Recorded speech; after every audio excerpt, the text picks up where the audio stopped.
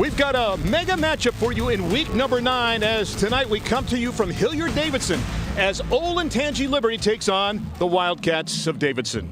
And good evening, everybody, and welcome to Honda's Friday Night Rivals, presented by Columbus State Community College here on the CW Columbus.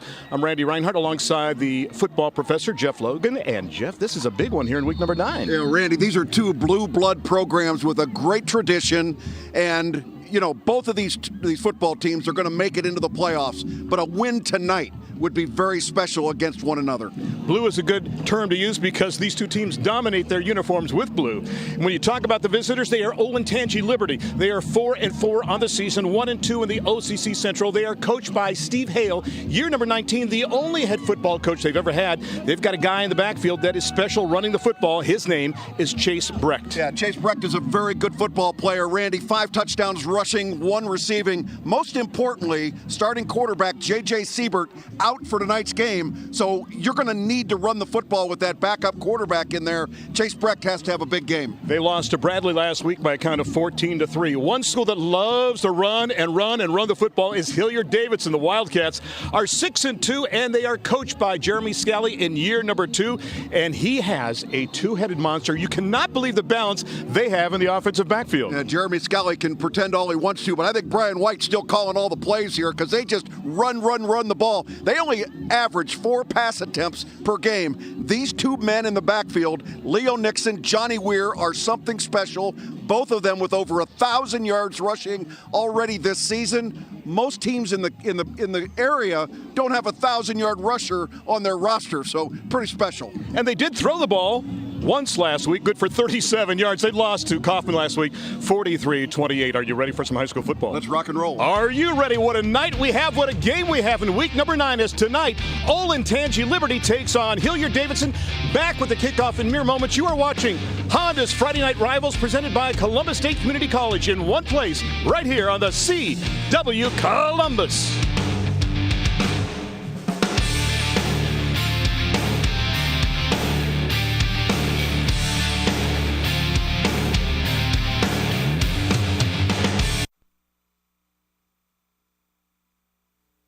Testing, 1, 2, 3. Testing, 1, 2, 3.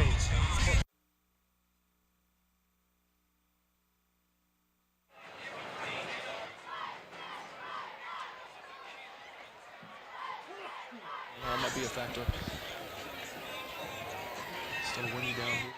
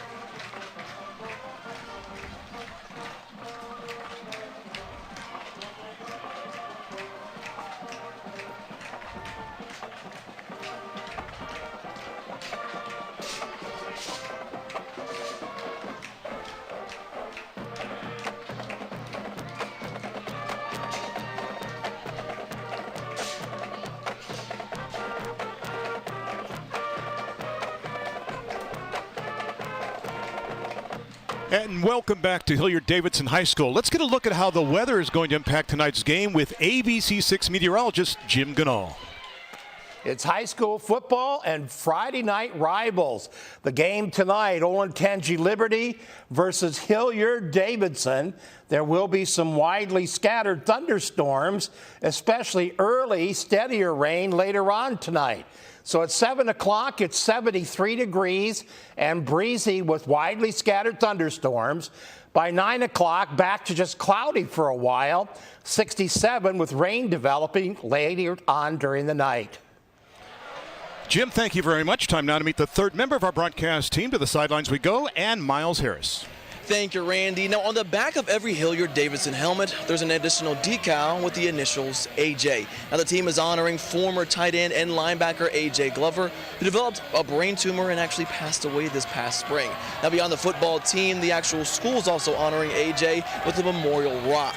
Now, with all that being said, the pride with the Wildcats family is pretty strong, and they'll look to carry on the memory of AJ as they take the field tonight. Now, beyond that, and all things being said as well, it'll also be interesting to see those scattered storms, or showers, I should say, as well as the wind that we're actually feeling down here on the sideline as well.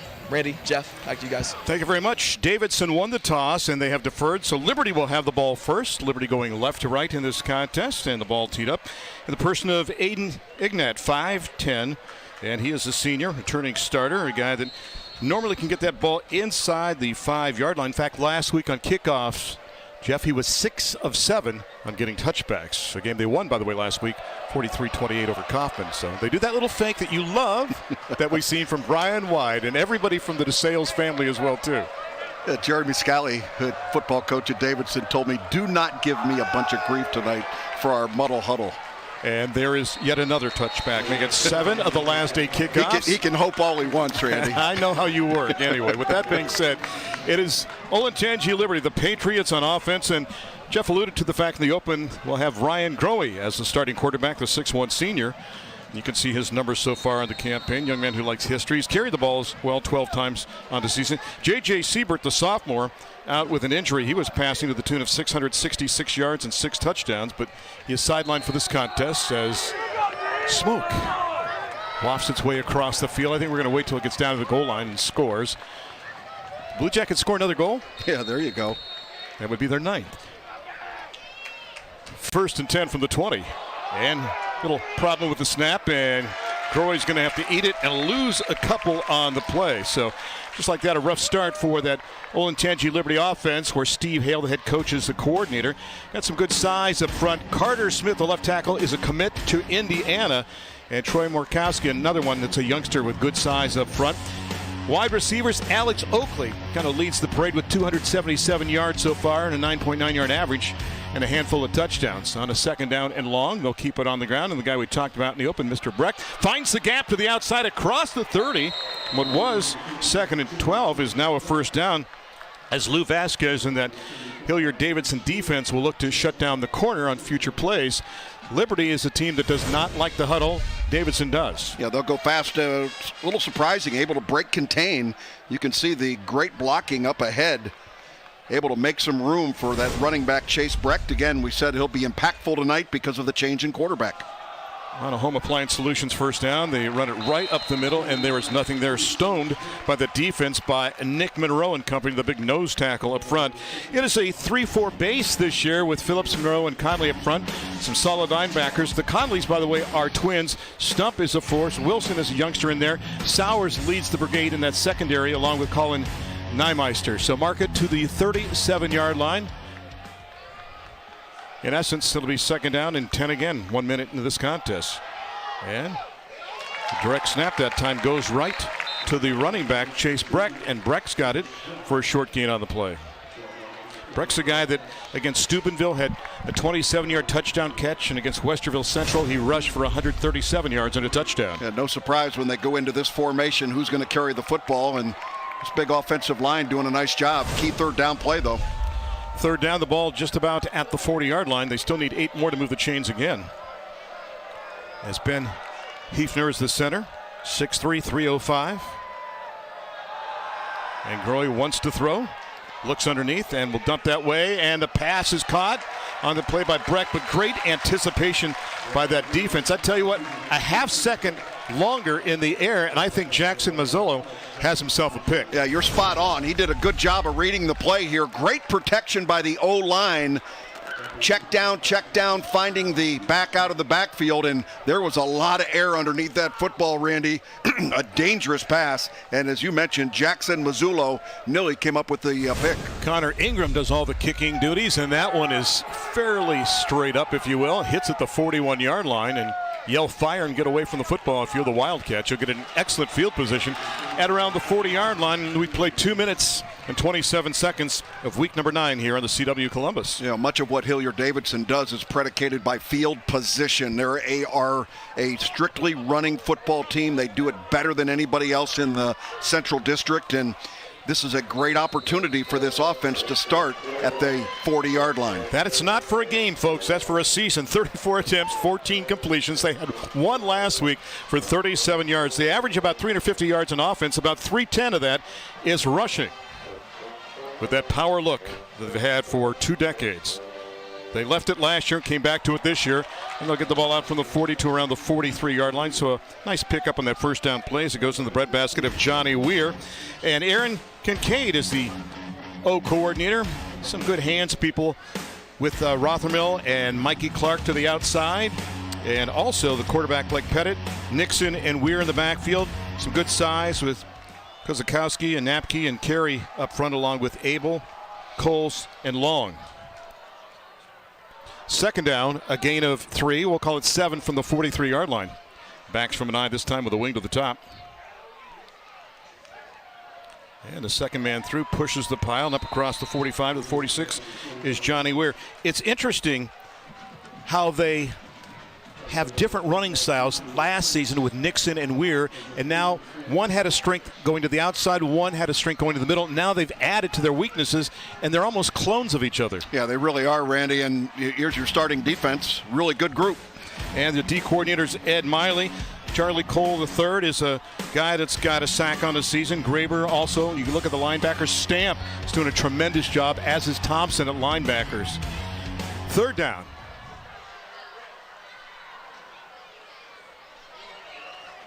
And the first man through gets the handoff, gets across midfield, and they will have the first down.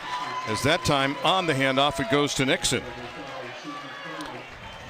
You know, those of you that follow Hilliard Davidson football certainly know that they were state champions in 2006, again in 2009, and it's kind of doing the math for these football players. You know, these were 4-, 5-, and 6-year-olds the last time they won a state championship. So I'm sure they know about it, but they certainly didn't live it. They'll readjust. And now have a man in motion top to bottom with the backs from an eye on this first down play. Second man through. And again, this is what they do. They pound you. And the irony of that is Weir's on the carry again. You would think that's a ball control offense, but to the prize of Coach Scally, he said many times this year we've broken the play for about 50 or 60 yards. Yeah, it's real interesting. If they can get a gap, because everybody is packed in the box here, if you can get to the second level quickly, you can find big plays, but you just got to be able to find that seam. And a lot of time it's just patience. Good penetration that time right up the middle. Gain of only 1 on the play. Second down and 9 from the 49. Barely into Patriot territory as they readjust now with Justin Roberts. And on the option, keeping this time and trying to turn the corner is Pettit. Great penetration in there. You see 2 guys going after the quarterback, and the last guy up from that pile, big number 43, helping to make the hit on the play for the Patriots. And that's Freddie Node coming up from the secondary. Yeah, the intent here was for the quarterback to reverse pivot here and be able to come out and run the option play. But again, great penetration right up the middle. Good pressure and strong safety. Bryce Bird, number 17, able to come in there and disrupt things in the backfield on an option play. Strong safety stepping up. That's when I talk about so many guys in the box. Look at how many people are crowded in there just in that 5-yard window. Loss of 1 on the play, back to 3rd down and 10 now from midfield is where they will start this 3rd down play, and they'll hand it off and get it inside the 47 near the 46. Once again with Johnny Weir on the carry, and now you got a 4th down scenario, 4th down and 6 there across midfield. If you're wondering on the season, Davidson 15 of 21 on 4th down conversions, but they're going to send the punt team out instead. You see the lead blocking, and once again, Leo Nixon, Johnny Weir, if they're not carrying the football, Randy, the other guy is blocking. I mean, that's just the way they work back there. So Ignat standing back at his own 40-yard line. It's a good snap. He tries to kick it away from the deep man, and Johnson, and hits at the 16, inside the 10, inside the 5. Can they stop it before it hits the goal line? I think it crossed the goal line. We'll have a touchback just barely. We'll bring it out to the 20-yard line. We'll do that with 5:25 left to go the quarter. And now a quick word from our friends at Zambezi Bay.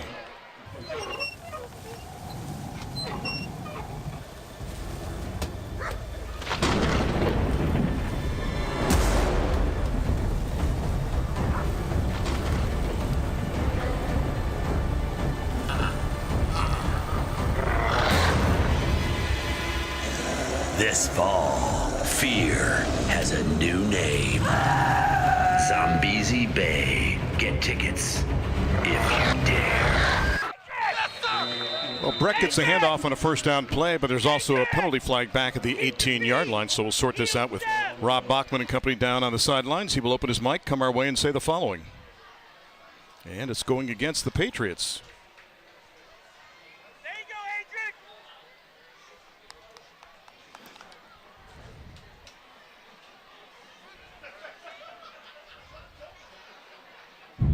Holding on the offense, number 65.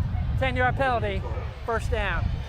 Liberty, a team that averages 145 on the ground and 108.8 in the air. You can see Bachman, Wilson, Motter, Gherkin, and Barber. Sounds like a group, doesn't it? It does. Need Turner and overdrive, though, right?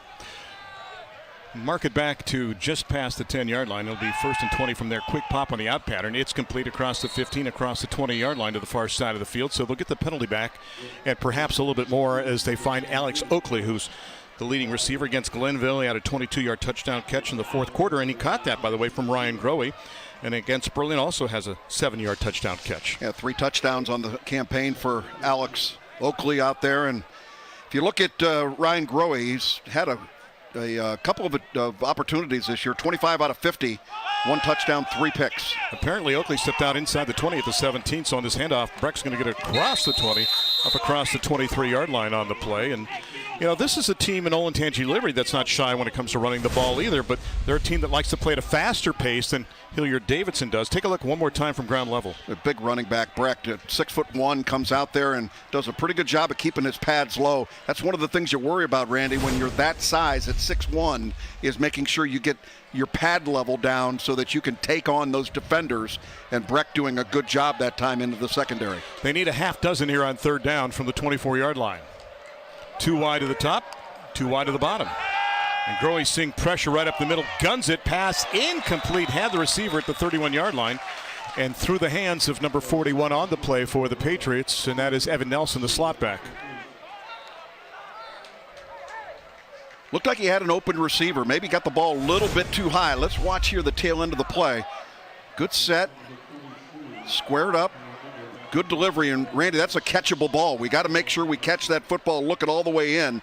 Evan Nelson, normally a very sure receiver. Very fortunate that didn't get tipped and picked off. Ingram with another punt that's not going to go that far and sail out of bounds, so it'll be excellent field position for the Wildcats. When we come back with 4:14 left to go in the first quarter of week number 9, we are scoreless here in Honda's Friday Night Rivals, presented by Columbus State Community College on the CW Columbus.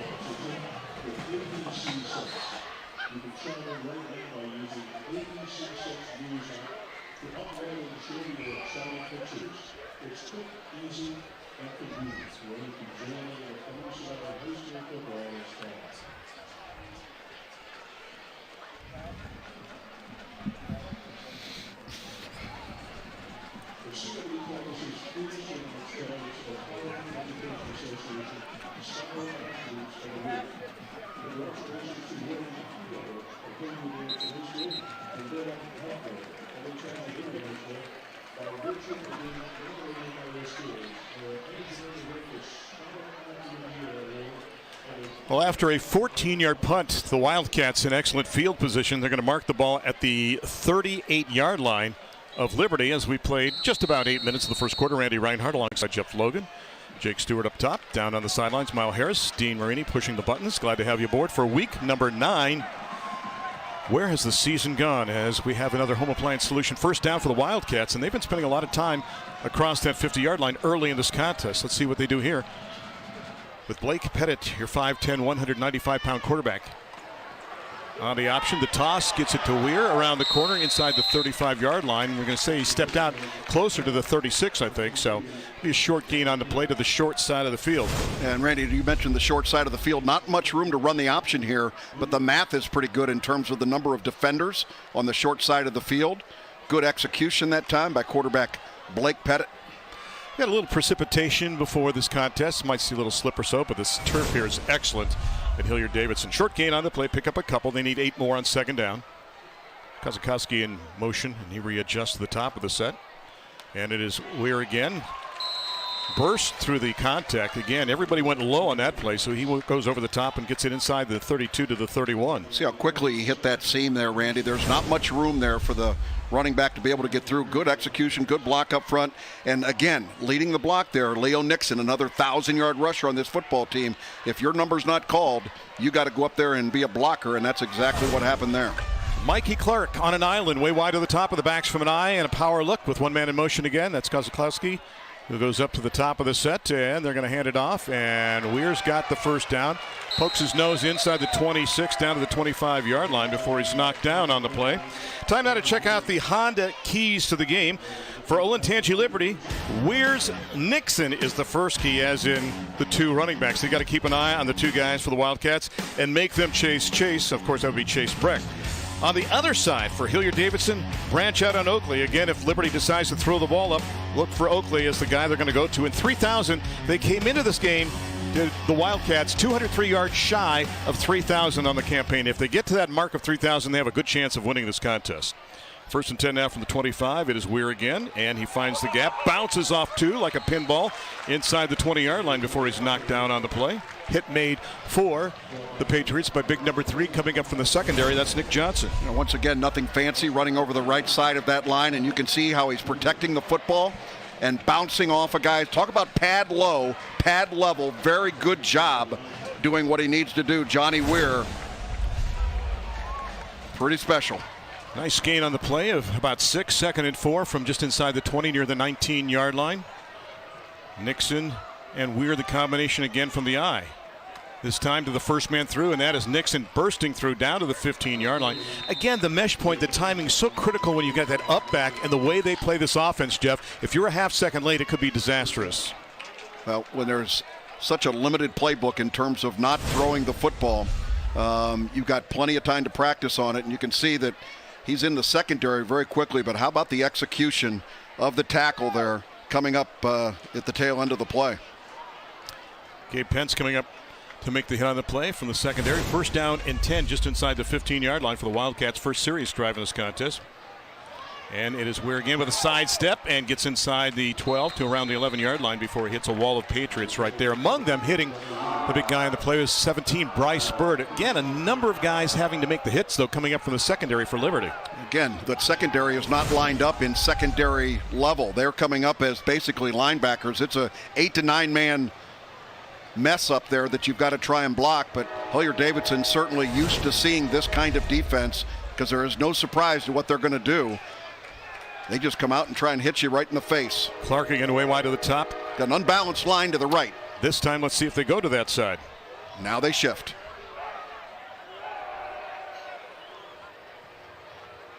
A long count by Pettit. And he will keep and take it inside the 5 and motor in for the touchdown. Blake Pettit takes it in for a score, and for him, that is his 4th touchdown of the campaign, and it's another Ramos Roofing touchdown. Get your free estimate on a roof by calling or texting 614-761-ROOF, and it's 6-0 Wildcats. Some might think that's a read option where the quarterback has the option of being able to hand the ball to him. No way. This is a quarterback run all the way. You can see the lead blocker in there was Johnny Weir. they hit that fullback dive over and over and over again, and then the quarterback pulls it, takes it right into the end zone. Aiden Ignat for the extra point. He is 27 of 29 so far in the campaign. Had the little muddle huddle there again for you, too. Very well practiced. Yeah. Snap, kick, it is up, and with 1:02 left to go in the quarter, it is now 7-0 the Wildcats. And again, they punch you until they get the opening, or they just wear you down. And this time they'll take it in with just over 60 seconds left in the quarter. Randy, I talked about field position. Their first drive started at their own 40. This drive started about the 40-yard line of the Patriots. And when you get that kind of a short field and you're a running football team, you've got the ability to make something happen. I found it interesting that Coach Jeremy Scally was talking about the fact that they really do track time of possession, that they believe that time of possession thing is important, but they also realize that they have big plays. You know how important time of possession is to the Ohio State Buckeyes? How important, Jeff? They're the number one team in the country in terms of average yards per game, 563 yards per game. They're ranked 120th of 131 teams in time of possession. So that is what you call big plays. That's right, big plays left and right, except against Oregon, right? I'm sorry, I had to throw that in there, right? Boy, you're taking shots in. Thank you. Yeah, that's because it's almost Indiana week, and I know where you. I have to get in the mode already, because if we're going to lose in prime time, I got to get my shots in now. 7-play, 38-yard drive, and that took 3:12 off the clock. And Pettit takes it the last 11 for his 4th touchdown on the ground on the season, and the extra point by Ignat to make it 7-0 now. And Aiden with the honors again. Can he make it 2 straight into the end zone? Yes, he can. So we'll bring it out to the 20. Still 1:02 left to go in the quarter.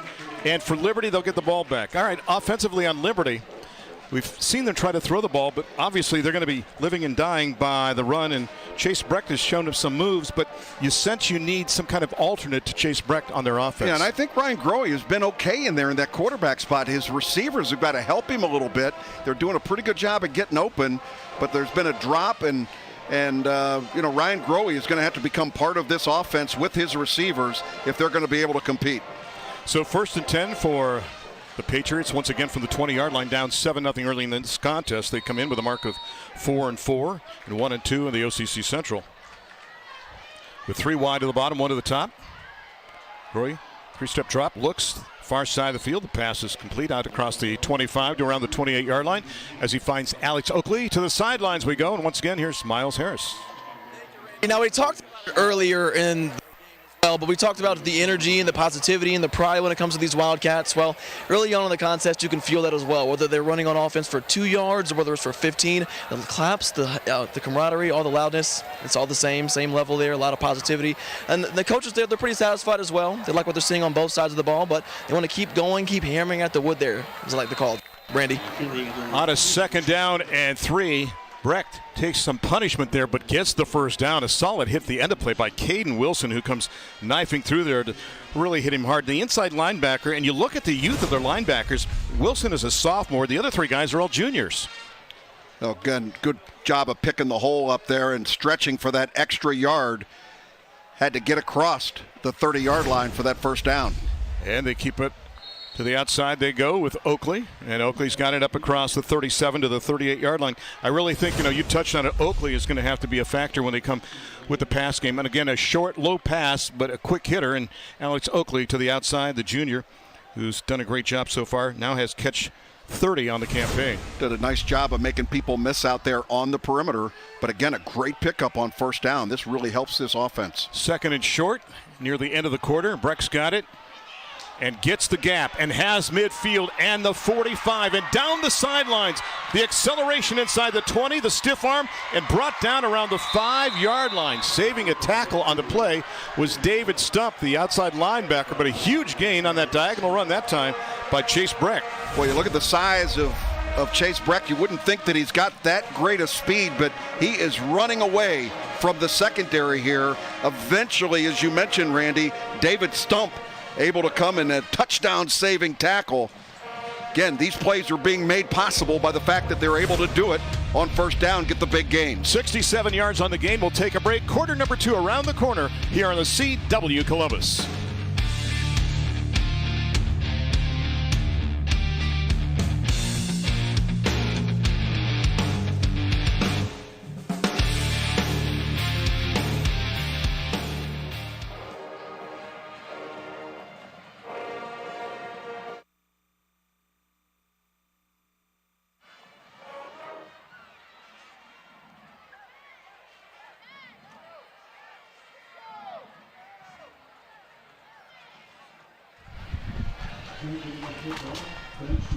Hear me okay? I'm going to have you. We got no light up here. Hey, Jeff. You're on your own. No, can you put it that way a little bit? There. What way? Just tilt that back a little bit. There you go.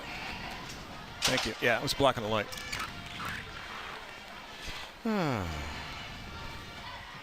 One of the things I want to add is how many kids are participating in sports at Liberty High School. We're celebrating 4 league championships. We'll try to get, I don't know if we can get them all in take here. it where it needs to go. Yeah.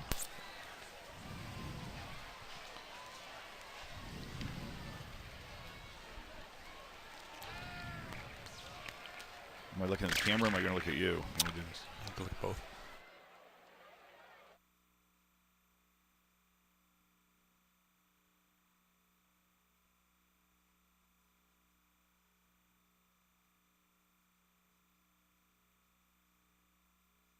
Ohio Education Association is proud to recognize Central Ohio's Scholar Athlete of the Week. Ben Hefner has been a starter in football for 2 years at Olentangy Liberty High School. He's also a regional qualifier in shot put. Ben is taking multiple honors courses and carries a 3.9 GPA. He's a volunteer at the Franklin County Food Pantry. Ben also volunteers at Youth Sports Camp and is a church camp instructor. Congratulations to this outstanding Ohio Education Association Scholar Athlete. Start of the second quarter at Hilliard Davidson High School, 7-0. They lead Olentangy Liberty. Randy Reinhardt, Jeff Logan, Miles Harris, glad to have you aboard. And a chance to score now for the Patriots after that massive run by Breck to take it inside the 10 to the 6-yard line. First and goal from the 6-yard line with a chance to tie. They go with one back in the backfield. That's Breck behind the quarterback, Grohe. 2 wide to the bottom of the formation. And Chase has got it. The spin move will get him inside the 5-yard line, and that's about it. Hit made on the play by Brady Schwederman, the outside linebacker, with 11:50 and ticking here. It'll be second down and goal, Jeff, and a good stand by the defense of the Wildcats on that first down play. Yeah, Randy, not a classic place to be able to be with your back up against the wall like this, but again, that is great team tackling. They'll spread the 3 wideouts out even further now with 1 wide at the top as well, too, as Coach Hale looks on from the sidelines. And the offense now peers that way, too, to get the information. Steve Hale, the head coach, also the offensive coordinator. They love that spread offense, not necessarily to throw the ball at times, but just to spread out the defense and look for the green grass, as he likes to say. And the snap, it goes directly back to Breck, and he takes it inside the 5. Did you see who the lead blocking back was on that play, Jeff? Pretty classic there. Randy Breck doing a really good job at getting himself up inside. Watch the lead block Randy's talking about. Got a 52 number back there leading the charge. That is Sam DeBoard. Yep, make people miss. That's what you have to do a lot of times with that defense stacked in there. Third down and goal at the 1-yard line. And again, pretty much the same look with Breck back there. The up man. Again, DeBoard, and you've got 1 wide out to the top, 2 to the bottom as well, too. Now make it 3 as they stretch it out with Oakley way wide on an island to the bottom. And Breck going to call his own number again. Go over the line. Does he break the plane? Tries to extend the football. They're going to say he is short. It is going to be 4th down and goal. Jeff, a lot of bodies to step over near the 1-yard line. Yeah, Randy, a bad decision, I think, by the quarterback. It looked probably like it was feasible to be able to jump, but he went from about the 3-yard line here. Watch when he starts to elevate himself right there. That's too far to go, quite frankly, to try and go over top. And a good job of high-pointing the running back, the quarterback, trying to get the ball into the end zone, and they'll go for it on 4th and about the length of the football for the touchdown. Well, the problem is he was trying to clear Ben Hefner, who was down, sprawled out on the ground, and that's a lot of turf there that he covers. So it'll be 4th and goal inside the 1, 2 minutes into the second quarter. This time, the keeper and a mistake in the backfield, and Grohe is stopped at the 5-yard line. He was looking for a handoff to Breck, and something was wrong there in the backfield, and the Wildcats will take over. We mentioned the quarterback, starting quarterback, J.J. Siebert, unable to play tonight. You can see the quarterback turns left, running back goes right. I have no idea who was right and who was wrong there, but this is not perfect, and you can see that Grohe is in trouble from the get-go. They will turn the ball over on downs. And again, from the end zone, this view, and take a look. And coming through, knifing low, is Johnny Weir to grab the ankle and rip him down right there. So it'll be 1st and 95 for the Wildcats, but they dodge the bullet. They get it back and still up by 7. Some 2:18 here into the second quarter. with Pettit under center. And he will wedge the football out to around the 7-yard line. We are joined now by a special guest up top, and he is the outstanding principal at Olentangy Liberty High School. He was smiling. I'm not sure if he is now after the last possession. The one and only Michael Starner. And Mike, thanks for joining us here. Thanks for having us, Randy, and thanks for this opportunity for our student athletes tonight. You've got some great programs. A lot of student athletes involved in things in the land of the Patriots right now, right? Certainly. We're very proud of all of our students on and off the field. We have 1,328 kids out of our 1,951 playing sports at Liberty High School. We're celebrating 4 OCC championships with our boys and girls golf teams, our girls volleyball team, girls soccer teams. Just super proud of our kids, and we continue to strive to have Liberty High School be a place that offers something or someone for everyone, and opportunities in the arts, athletics, and in the classroom for kids. Johnny Weir with the second effort to get the first down for the Wildcats. I know you also have a mantra at Liberty. Would you like to share what your slogan is? Well, that's just it, something or someone for everyone. We want to have trusted adults in place for our students. We want to make sure that everybody's connected with something to do at Liberty, and we have a very talented teaching staff, and they go above and beyond to make sure every kid is involved. On the first down play, the handoff, a big gap that time. Nixon takes it out to the 23-yard line. I know you're proud of the staff and the community and also your senior class, and you have so many National Merit Scholars too, do you not? We do. We're celebrating we took the PSAT today for next year. Wednesday for next year already, and we have 19 students, 10 commended scholars, and 9 semifinalists hoping to become finalists throughout that program. So many people do so well in our hallways in our school. You know, as we look at education today, we're educating kids under more than one roof, and personalization and choice is key, and we're just proud of all the efforts and all the choices students have today. Second down and a long 2 for the Wildcats, and up and over. Do they get the first down? The second effort may be enough for Weir and company. Well, Mike, thanks for everything you've done. I don't want to say I've known this guy for a long time, but when he was a stalwart basketball player at Reynoldsburg some 8,000 years ago, I covered him back then. How many years ago was that? Well, it's been a few. Okay. We won a few games in '88. It was fun. There you go. Mike, thanks for everything. Thank you, Randy. Thanks for, again, everything you guys are doing for kids here in Columbus, Ohio. All right. The number 1 Patriot joining us here in the second quarter, Michael Starner. And now for Hilliard Davidson, they're now looking at a first down in this contest with 7:21 left to go. I'm trying to put together a 95-yard drive here on this Home Appliance Solutions first down. Second man through, gets the handoff. Pounding. That was a ramrod move that time by Weir. He hit the pile once, nothing there. He hit the pile a second time. Then for the third time, he kind of gave up, and the contact was enough to knock him down. But, man, that is a kid that's using his head as a battering ram going into this pile here. See how close, Randy, they come on these plays to be able to just break it loose. And then there's others like this where it's just a crowded phone booth, and it's important to make sure you take care of the football. I really like the way these kids are coached at Davidson to put both hands on the ball as they're going through that point of attack. 2 wideouts to the bottom. If you're a wideout to Davidson, it's like Oklahoma in the 70s. You better know how to block, right? Off the left side, they take it. Nixon's got it. Nixon to the 40. Leo, midfield. Leo down the sidelines. Doesn't have the angle. Number 1 does, and he'll knock him down to make the hit on the plate to prevent the touchdown. And that is Colin Mulder who makes the hit to prevent the score, but a huge gainer for the Wildcats. Yeah, we're talking about the fact that they just keep banging at the door, and eventually they're going to find that seam. You can see the jump cut here by Leo Nixon. He's able to pop this ball outside, and it's a race to the end zone. And that is the big plays that they're talking about. Gain of 53 on the play all the way down to the 19-yard line. It'll be 1st and 10 for the Wildcats from there, up by 7 and looking for more. Halfway through stanza number 2. Hats off to Kozakowski and Napke and Carey and Abel and Coles and Long up front. 1st and 10 from the 19.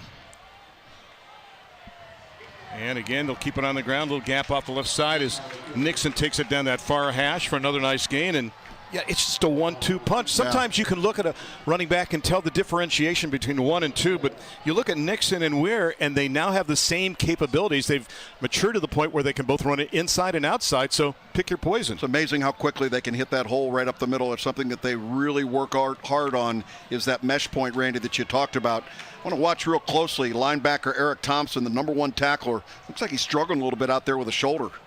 Second down and 6, and they'll readjust the tight end to the top. And Roberts now. Strength to the left side of that formation. Now they Uber it.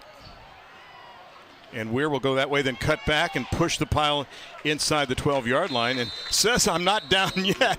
So as he tries to escape the pile, Pence tries to grab him one more time as well, too. Boy, coming right in to make the play was the aforementioned Eric Thompson, number 47, the 6-foot, 190-pound senior. Watch 47, right side of your screen, fill the hole, boom. That is a terrific job, fundamentally sound in the way that he created the tackle there. Really good job by the senior linebacker. Young man who likes music and movies and part of AP Government and the National Honor Society. We're now 13 carries, 48 yards. Nixon 6 for 77. Third down, they need a couple to move the sticks again. Johnny Weir this time. Inside the 10, inside the 9 to the 8. First and goal Wildcats. 4:46 left to go here in the first half. Stay tuned for the Capital City Concrete halftime show. We're putting the Ohio Education Association spotlight on a familiar face, taking on a new challenge at a Hilliard Davidson High School. Get a beautiful new concrete driveway by calling Capital City Concrete, 614-371-9886, or visiting capcityconcrete.com. And the drive continues. It started at their own 5-yard line. Under 4.5 left in the half. That is Nixon. Wow. I don't want that contact at the 5-yard line. Speaking of fives, number 5 is the one who took it. That was Shane Flanagan, the linebacker. The fill right up the middle. Really good job. Charlie Cole, the third, checking out. Coming in with a little bit different defense. Watch again. Quick handoff right up the middle, taking care of the football. You can see the pressure right up the inside. Shane Flanagan, number 5, the senior linebacker, making the play. Second and goal from the 5 with 3:44 left to go.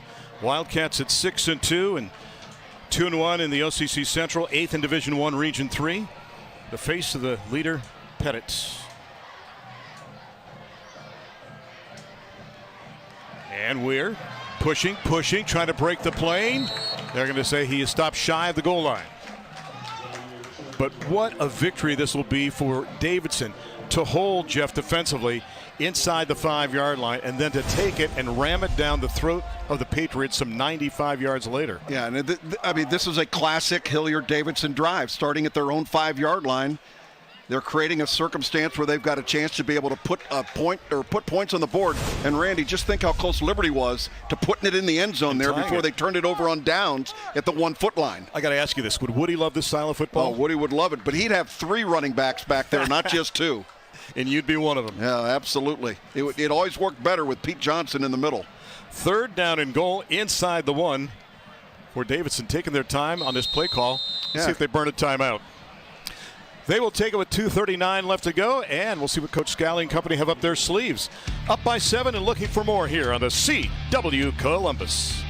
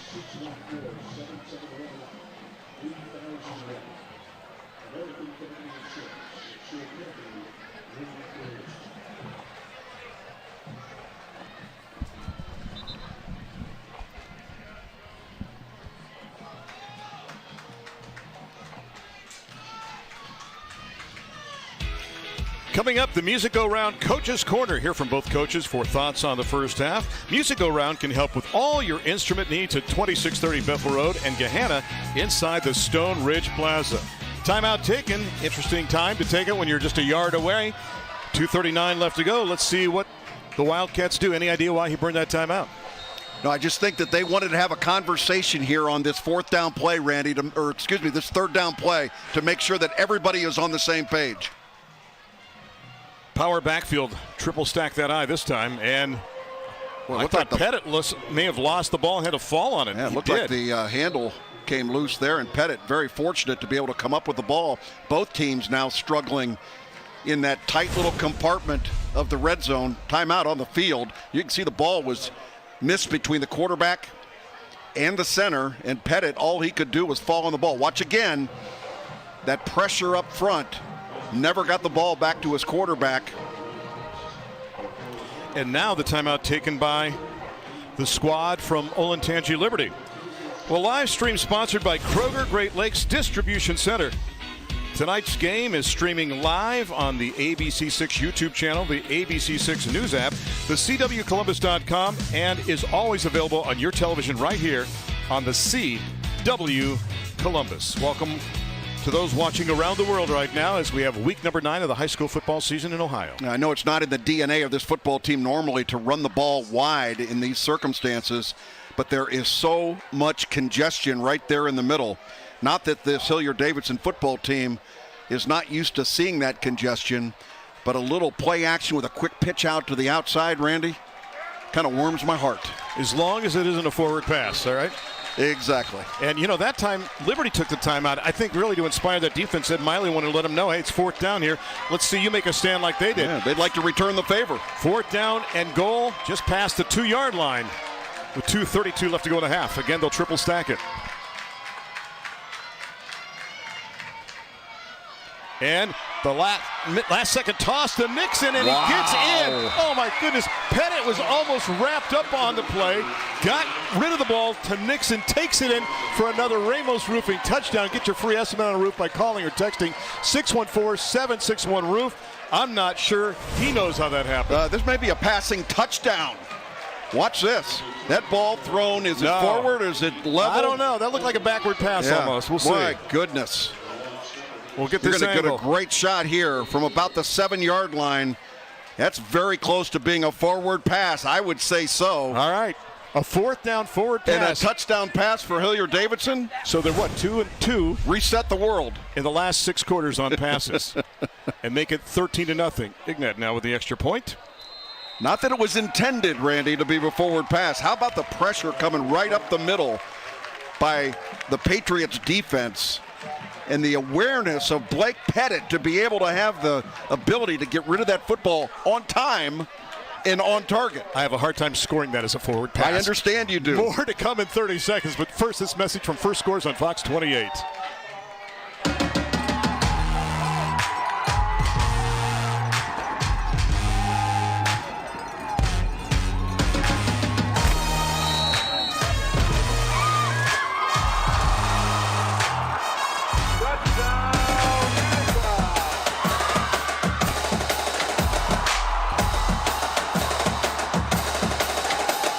First Scores on Fox 28, sponsored by Spectrum, tonight at 10:45. However you score it, Nixon takes it in for the touchdown. The extra point makes it 14-0 now. And if that's a catch for Leo Nixon, it's 2 catches now and 1 for a touchdown. And talk about a monumental drive, Jeff. 7:18 off the clock, 13 plays, 95 yards to make it 14-0. Boy, and it certainly looked like Liberty had repaid the favor of themselves getting stopped at the 1-foot line. How about the penetration up inside by that defense? Can't argue with what they got completed there. Even on 4th down, but still the Wildcats made something out of nothing. That's a signature of a team that can go places in the postseason. The return's going to take it up to the 24-yard line as Johnson on the return, so it'll be 1st and 10. All right, 2:21 left to go. You still have 2 timeouts right now if you're Liberty, but you got to traverse some 70-plus yards. What are your thoughts right now about the Patriots on offense? Well, they've proven they can move the football against this defense, Randy. They have had some plays. They've been able to throw the football on this defense. Seems like their quarterback has had plenty of time when they've wanted to throw. Ryan Grohe, again, who is getting the start tonight in place of J.J. Siebert, who was injured. From the 24, Grohe throws. He's got Oakley across the 35. Let's see where he stepped out of bounds. They're going to knock him out right at the 36. So he'll have the first down with 2:15 left to go in the half. They love that on 1st down. Good receiver. Big guy out there, 6'1". Easy target to be able to throw to. Number 1 receiver on this football team. And mentioned that Siebert, number 11, right there in the middle. You can see him, but look at the brace. It's hard to see when we got his stats right there, but he's got this big, heavy brace on that leg. But look at the number, 64 out of 95 coming into tonight's game. He was QB1 for this football team. First down, a quick pop to the far side, and it's dropped on the play right at the 38-yard line. Intended on the play for Alex Stackhouse, who lost the handle there with 2:11 left to go. You know, Randy, they really had a good play set up. They had two blockers out on the perimeter ready for that quick bubble screen out in the flat. And again, that is a second drop pass for the Patriots tonight. So Grohe will peer to the sideline. Steve Hale, the head coach, also the offensive coordinator. I asked him what kind of offense he's had this season. He said it's been more of a grinded out style of offense here in 2021 on a second down play. This is a play that's worked a couple times with Oakley, so they go back to the well again and get a nice gain on the play. Well, they're playing really, really soft on Oakley. They're lined up at 10, 12 yards deep there. The weak safety on that side, Jackson Mazzullo, who nearly had a pick early in the football game, has been really loose in coverage, giving him at least 10 yards. Halfway home, they need 5 more. Oakley's a guy, ironically, that started his career, Jeff, as a quarterback, but then switched to wide receiver. Don't be surprised they don't go back to this bubble screen out to the top of the formation here. Nelson is the widest to the top on that side. Stackhouse there as well, too. On a third down. Grohe rolling, looking, throwing, has his man, and the pass is complete. It goes to Brecht out of the backfield, and Brecht's up to around the 48, 49-yard line. That will move the sticks with 2:01 left to go in the half. If you watch this again, you'll see Grohe is just locked in on one receiver to the left. Watch his head. He is just locked in on this receiver here. You got to be able to look away from the receiver that you want to go to first to kind of hold those safeties. That time he got the snap looking dead into the eyes of his intended receiver, and unfortunately the defense knew about it too.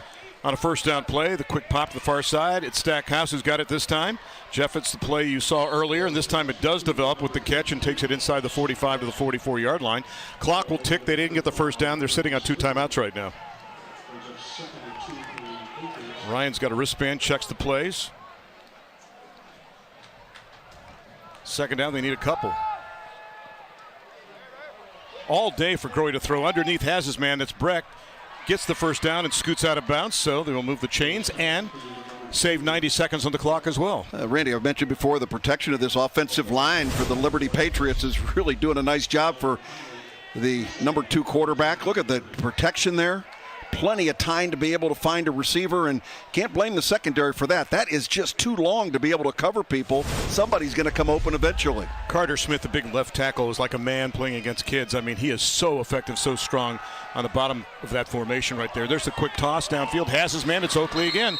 They like that pass play to the near side, and he's moving it downfield. So the passing game, the game where they normally get 108 yards out of per contest, is going pretty efficiently here in the second quarter. Yeah, linebacker Brady Schwieterman was the guy that was underneath here in the coverage, number 35. You can see him coming in to make the play. Really interesting, Schwieterman at that outside linebacker position, Randy. 3 interceptions so far this year out of that linebacker spot. That is crazy. First down and 10 from the 24. Pressure on. Can he get rid of it? He cannot. Sack back at the 40-yard line. There's your boy. Great pursuit on the play by Mr. Schwieterman. Talked about him being a big play guy. Schwieterman, the 6', 180-pound senior. Really 2 good plays back to back. This one he's on just the go, and his responsibility is to turn that quarterback inside, get the sack if you can, and that is a huge play for this Davidson defense. And a timeout is taken by the Patriots. That'll be their second timeout. Schwieterman is the guy that, we saw this team last year. He was not in the mix when we saw him in week number 1, but near the end of his sophomore campaign, worked more and more in there and became a starter by the time we got to the end of the regular season, which was week 6 last year. And now starting with a vengeance here on the outside. That combination of Schwieterman, Conley, Wilson, and Stump. And again, Jeff, I mentioned 3 juniors and a sophomore. So you look at that defense, especially from a linebacker and a secondary standpoint, the Wildcats are loaded for next season. Yeah, the future's bright for these guys. And I was talking to Jeremy Scally before the football game. And, one of the things that his football team went through and everybody else did during this COVID year is that everybody's weight room was basically shut down. And so you not only didn't have that strength conditioning that was going on, but you didn't have that camaraderie and that team building that you get in that kind of an environment. And he feels like that was just like a year that just kind of disappeared for his football team, and now they're all coming together. They're going to mark it at the 34, so they need 20 yards, and the pass is thrown a little too rapidly, and Stackhouse is not there either. So with 1:10 left to go, it's a tough situation now for Liberty, facing this 70 seconds left to go, down 14-0. And they're 20 yards away from moving the sticks one more time. And, you know, Ingram is a guy that's got a leg. He has a 42-yarder against Kaufman, but right now you're looking at a field goal attempt that'd be over 50 yards. I think something on the board would mean a lot to the Patriots, but they need to gain another 10 or 15 yards just for that opportunity on the 3rd down and 20. Pressure on. Buying a lot of time. Waiting the last minute and throwing long down near the goal line. Jump ball, and it falls incomplete. Take your pick. There are about 5 bodies there. We're going to have an ineligible downfield, I believe. And that happens a lot of time when there's that much scrambling going on. One of the offensive linemen thinking the quarterback's going to take off and run. Released from his blocking assignment. There it is. So hard for these offensive linemen to remain back there in anticipation of what the quarterback is thinking. Hail Mary pass, Randy. Look, it wasn't picked off. Ineligible receiver downfield. Offense, number 65. That penalty is declined. 4th down. By the way, are you familiar with the fact that Jeremy Scally was a member of the 1999 state championship football team in high school at Perkins High School? Sandusky Perkins. Yeah, I talked to Bob Gentry earlier today. Yeah. Bob Gentry, a teammate of mine who's an administrator up there, said he was a heck of a defensive tackle. Now the ball was at the 34. Are you surprised that they punted here? With 50 seconds or so left to go in the first half. I thought they might take one more shot at it. Yeah, Davidson's going to be able to get the ball first coming back in the second half here. 51 seconds remaining here. And, you know, I think this is the kind of game, quite frankly, that if you're Steve Hale, you got to look at that scoreboard and say it should be 7-7. All right, we had the ball at the 1 foot line and didn't get it into the end zone, and then turn around. Liberty is not able to stop the Davidson football team going 95 yards the other way. They're going to mark the ball at the 14-yard line with 51 seconds left to go. You would say they're going to run out the clock in the first half, but a running play for the Wildcats can be dynamite at any time. And we'll see what happens here on this 1st and 10 from the 14. Victory formation, perhaps. They'll take the knee. With 50 ticks left to go in a half, they may have to do it one more time. So they'll go ahead and march it back 1 yard to the 13 and do it again. Yeah, knowing they're going to get the ball to start the second half, Randy, I think that this is certainly a good decision by the football team. And well, if I'm Weir or Nixon, I don't want to touch it and lose yardage here in the waning moments of the first half. Let the quarterback, let Pettit do it, and he'll do it again. And that will end the first half. So quite a performance by the Wildcats. A couple scores in the big tally, unless, let's see, Liberty would opt to burn a timeout now, which nothing would surprise me. They're going to keep them on the field for right now. But again, they don't have to run another play unless the Patriots would take a timeout. They're not going to. Under 10 seconds left to go. But that 95-yard drive, how they got it to work for them, and also the timing of it after stopping the Patriots inside the 1 yard line, so monumental to this first half. And now what was, as you said, could be a 7-7 game is now 14-0 in favor of the Wildcats. And that's kind of been the story this year for Steve Hale and his football team, not able to kind of just get over the hump and be able to make the big plays at the right time to be able to have that winning record that you're hoping for. 4-4 record for this football team. That is very un-Liberty-like. But again, with the expanded playoffs, they're going to continue to have an opportunity to be able to play this game after Week 10. Let's go down to the sidelines. Our Miles Harris standing by with the head coach of Davidson. Thank you, Randy. Coach Scally here. Really good first half here, but one question here. How does it feel and how key was it for your team to get that stop within the 5 and then go 95 yards down the field and turn it into points? Yeah, it sounds kind of corny, but even at practice, we'll spot the ball and we'll say we're always going in. That's our mentality. We're always going in. Could be from the +1 or the -1. Just credit to, our offensive staff and our offensive players. Pretty successful on the ground thus far. How do you keep that up in the second half? I'll go in and just tell them, not done yet, and I'd like to see them play even harder in the second half. I think that'll kind of tell me a little bit more about our guts than maybe we've seen so far. Coach, thank you very much. Good luck to you in the second half. Randy? Our Capital City Concrete halftime show just around the corner. It is Davidson on top of Liberty 14-0. This is week number 9 of Honda's Friday Night Rivals, presented by Columbus State Community College, right here on the CW Columbus.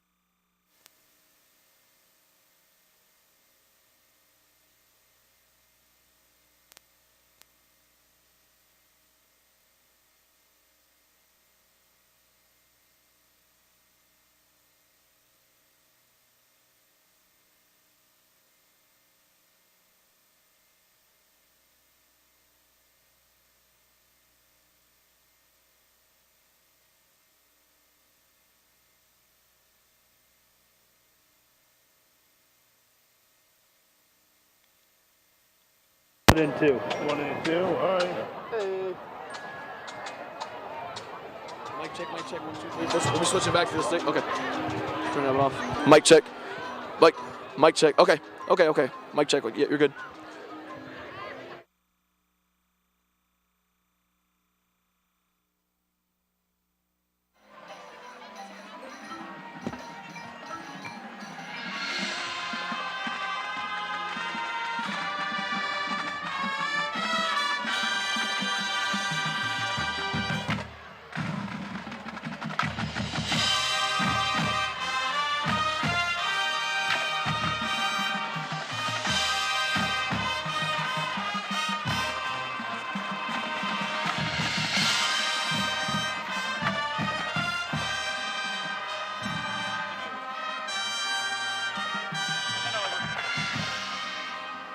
There we go.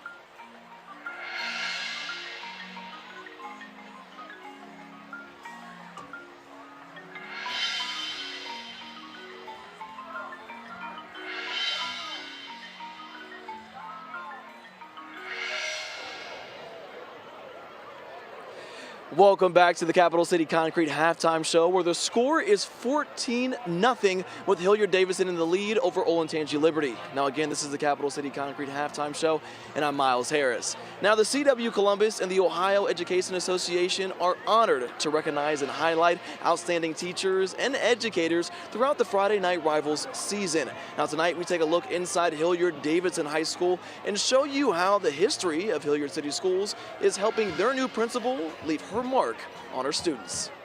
A familiar face taking on a new challenge at Hilliard Davidson High School.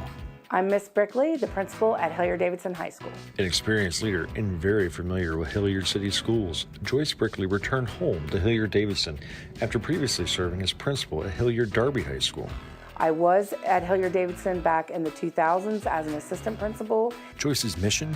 To combine passion with a purpose to help students succeed. The thing I love the most about my job is the people, the relationships, seeing people interact, seeing them live out their passions, learn things, explore things that are new to them, think critically, and grow together as one solid community. I think that is what brings me joy every day. That's what makes me keep coming back to the job.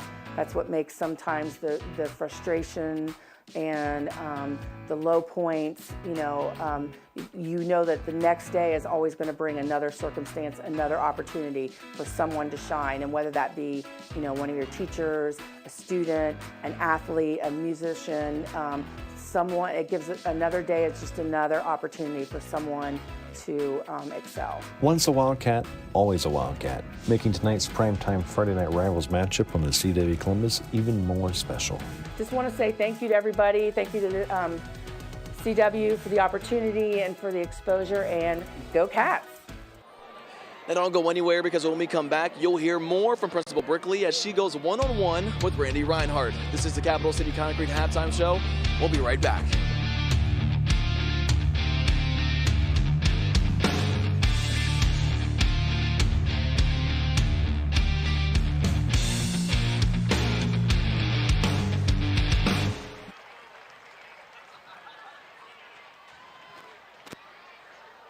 You said scores?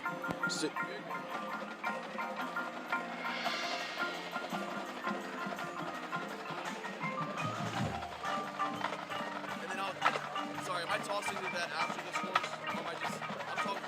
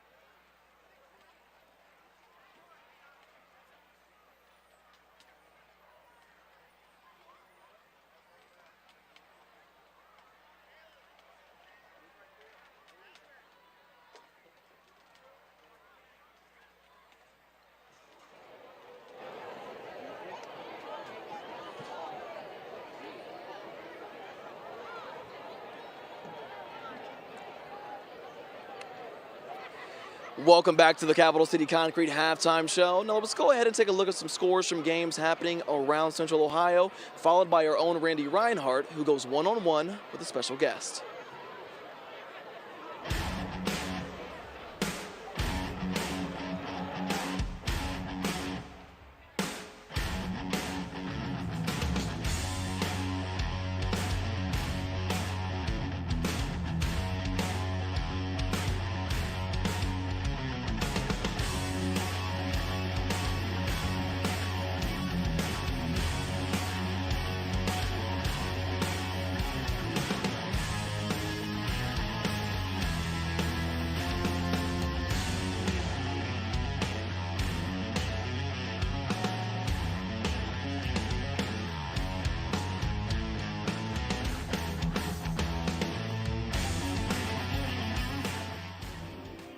And welcome back to the Capital City Concrete Halftime Show. We are joined here at the break by the commissioner of the OCC, the one and only, hold your applause, Ken Baker. And Ken, thank you for joining us here in Friday Night Rivals. Thanks, Randy. I first of all, I want to say thank you very much for your coverage of our conference games. It's really, really important that the kids get a venue like this, and we really appreciate your support.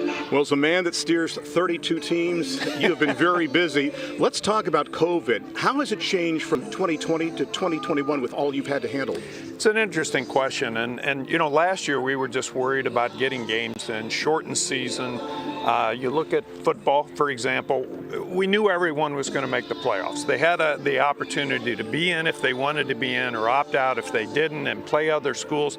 This year we tried to have some semblance of a schedule, and we've been very, very fortunate that we've been able to get probably, knock on wood, about 95% of our contests in. We had a few contests that were canceled early on in the season, but those schools have been able to come back and been able to field a team and get through it. And that, not just football, but the other fall sports that we sponsor as well.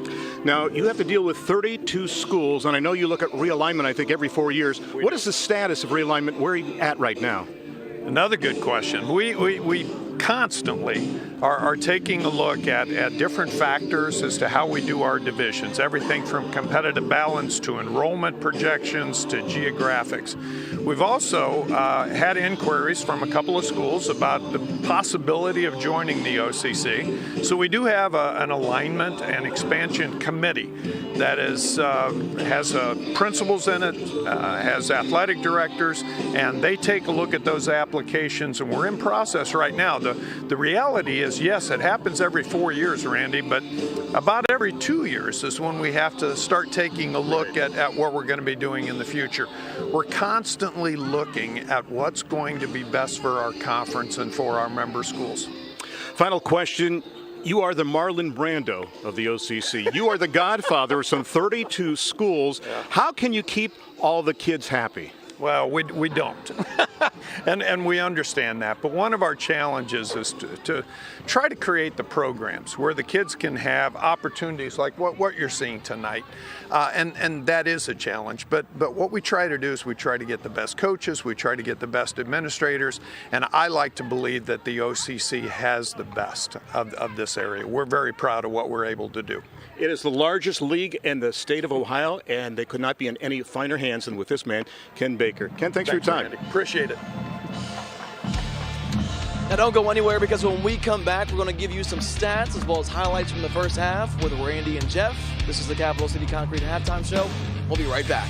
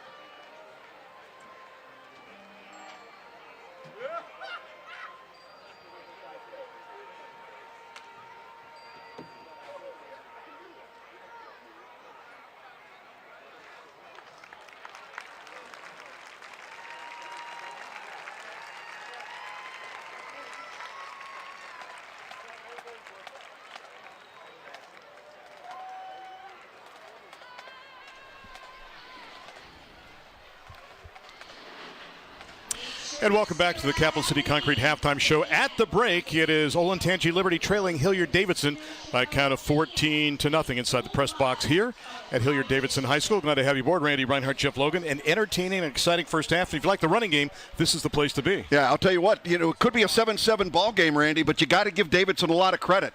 They not only made the stop down there at the goal line that could have tied the game, but they took it then and took it 95 yards for a score. Nice offense. And we touched on the 1-2 punch. We saw that in the first half with Weir and Nixon, but I also saw a couple guys, too, that played very well in the first half for both teams, in Pettit and also Brecht as well, too, for Olentangy Liberty. Liberty's got a lot of offense. They have been able to go out. They've been able to run the ball effectively. The backup quarterback, Grohe, has been very effective in throwing the ball, especially on first down. He's been able to find his receiver, Oakley, open for 6 times for 53 yards. They've got a lot to build upon, I think, in the second half, but they got to start quick. He completed 10 of 13, but they dropped 2 so easily. He could be 12 of 13 in the first half. Let's take a look at some of the highlights from the first 24 minutes of action in this contest. And early on, it was the Wildcats making the statement. Blake Pettit, the quarterback, taking it in from 11 yards out. Ignat would add the extra point to make it 7-0 early in this contest for the Wildcats. And we talked about Brecht running the football, Randy, and on this snap. From center, a little bit high to the quarterback, but he's able to get it to Brecht. And look at the speed, the big guy, elusive down the sideline. And once again, Liberty gets down into the red zone, unable to put points on the board. This was the beginning of that drive at the end of the first quarter. Takes it 56 yards, and then the defense. You're talking about that stand. What a play by Johnny Weir. And again, some confusion in the backfield as well, too. Broken play. No question about it. Broken play. And then here's Mr. Nixon. Lighten it up, heading down the left sideline. And, man, they just come at you 1-2 punch. It's either Nixon or it's going to be the other back.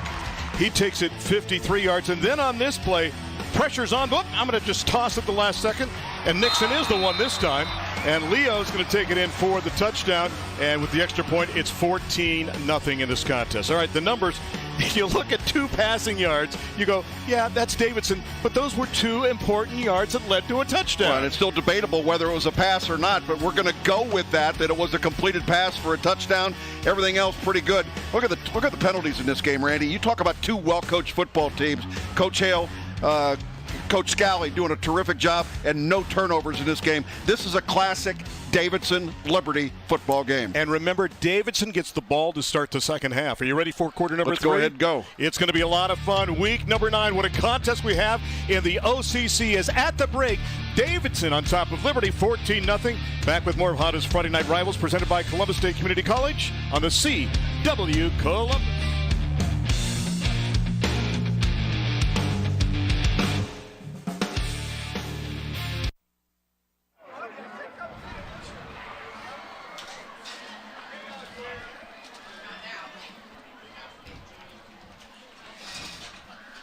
Understand.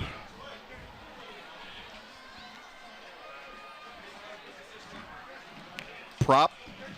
Yeah.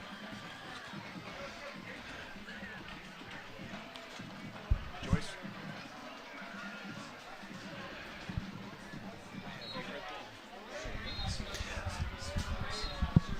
Yeah, we can do that. How are you, ma'am? Good, how are you? Good. Let's go ahead and cheat that up there a little bit.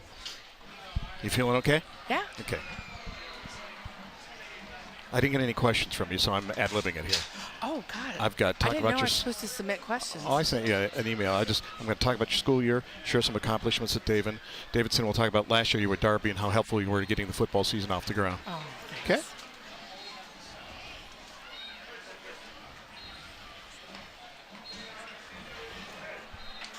Okay. All right. We still have a 3-minute reset here? Okay. 0. Okay.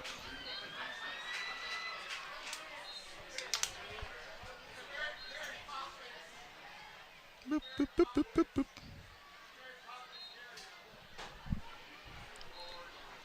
boop. We told it to stop raining before the game.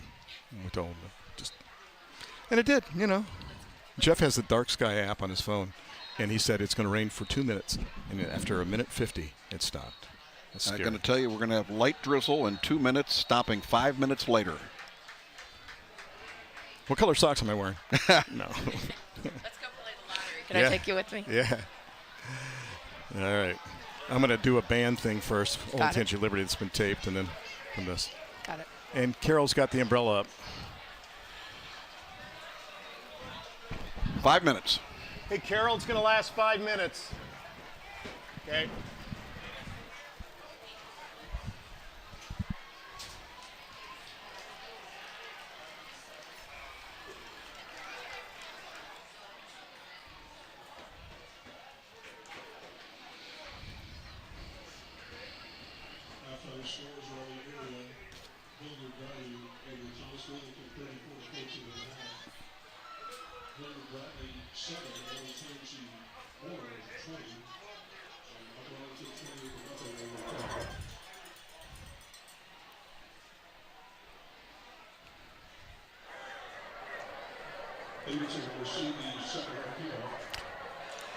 A subtle miss now following here at Hilliard Davidson High School as we get ready for the start of the third quarter. 14-0 the tally.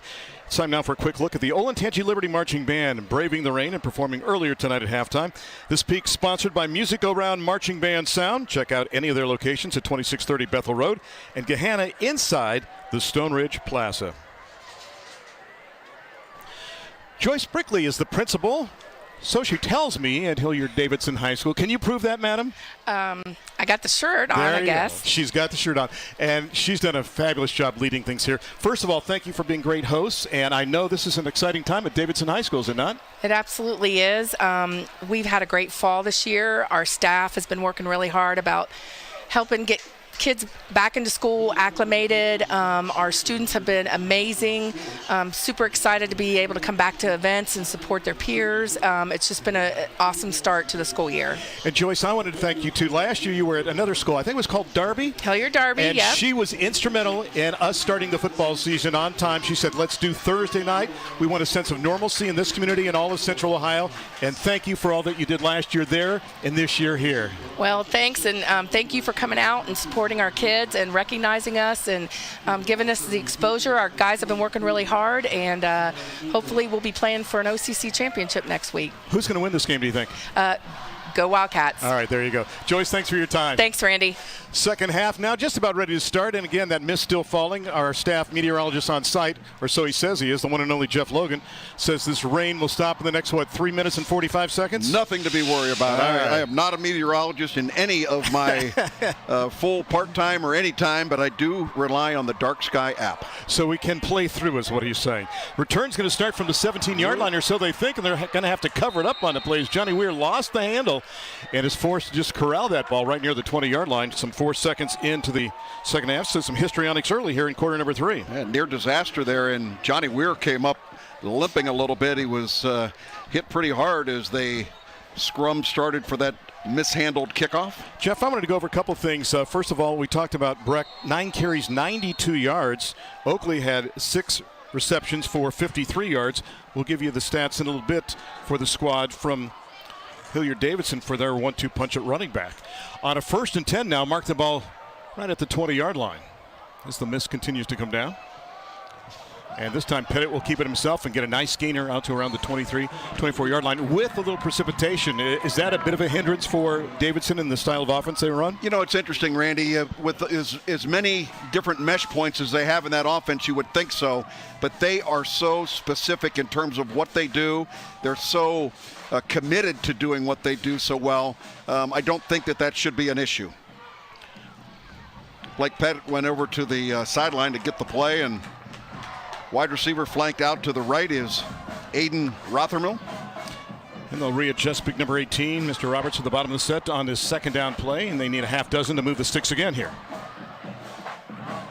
Second man through, and that's Johnny Weir. He's got some kind of a glide burst when he comes to the line. He takes a wide first step, it seems like, and by the time he's probably 1 step into the defensive line, he's already close to full speed. And pretty effortless, Randy, I think is probably the right description. You can see how quickly he's able to put that right foot in the dirt and get himself going north and south. Watch here, plants that foot.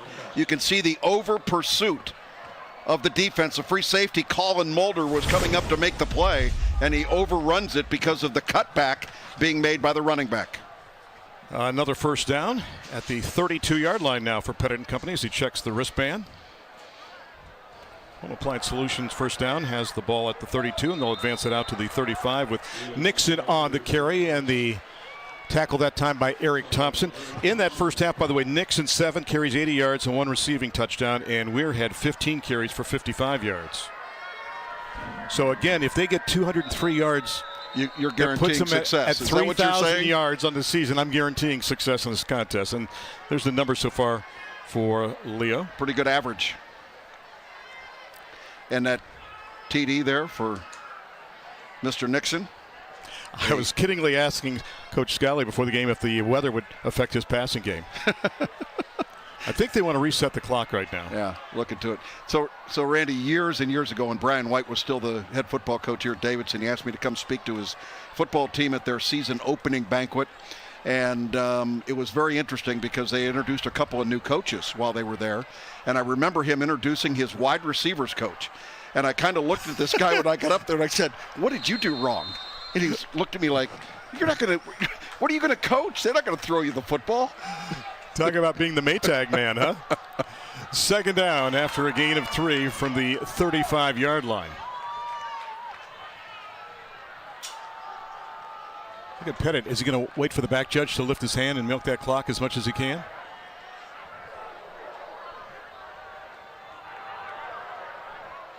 That was a long time developing, and Johnny Weir's got it up to around the 38-yard line. Hit made on the play by big number 43 for the squad from Olentangy Liberty High School, and that's Freddie Node coming up again from the secondary to make the stop. Mentioned Weir on that kickoff return coming up a little bit limpy, and he's shown it again there. Randy, that long count, that is the strategery of this football team, is to be able to go up there, give a long count, especially on second and long, and see if they can get an encroachment. But they're going to go ahead and run the play that they had designed. Third down and less than 5. They'll readjust again.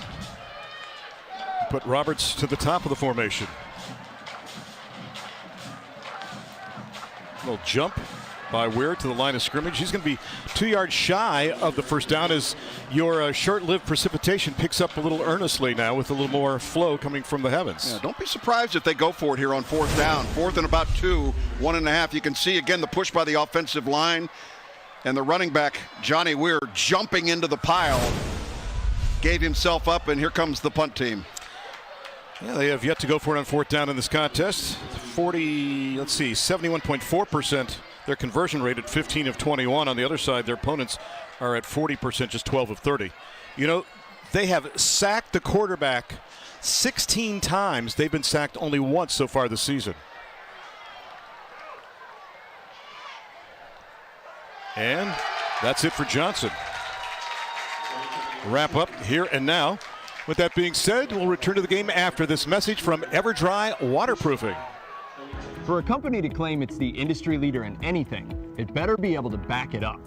When it comes to basement waterproofing, EverDry Waterproofing has over 42 years and 90,000 satisfied customers to support its claim.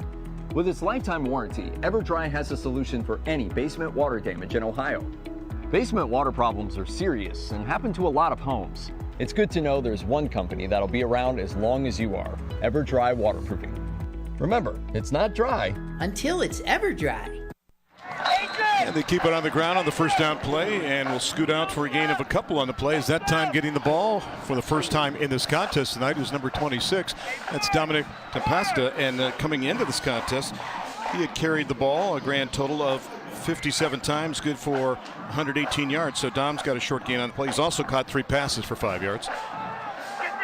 There's the quick pop. They like that pass to Oakley. It was successful in the first half. And again, we go back to those numbers. It was a sneaky 10 of 13 for Crowley at quarterback. But again, 2 of those passes were dropped easily. He could almost be perfect in that first half passing the ball. And he's had good protection, Randy, the entire night. And this is obviously the go-to receiver. They're continuing to play soft out there. Running back Chase Brecht, who was in a slot there when they brought Dom Tempesta into the football game, was able to get out there and make a block. So third down, they need 1. High snap.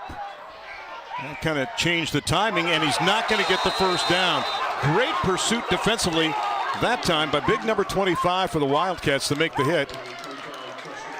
And that is Preston Sweet who makes the hit. But again, the high snap, it looked like they were going to get the first down, and then with the high snap that kind of changed the timing. Tempesta, I think, was supposed to get a handoff on that play. Yeah, Randy, again, a little bit of a high snap, and it just messed up the timing right here at the very beginning.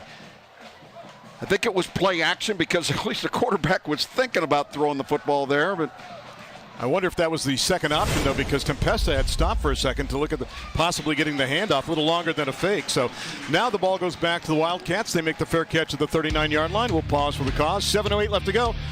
Davidson on top 14-0 here on the CW Columbus.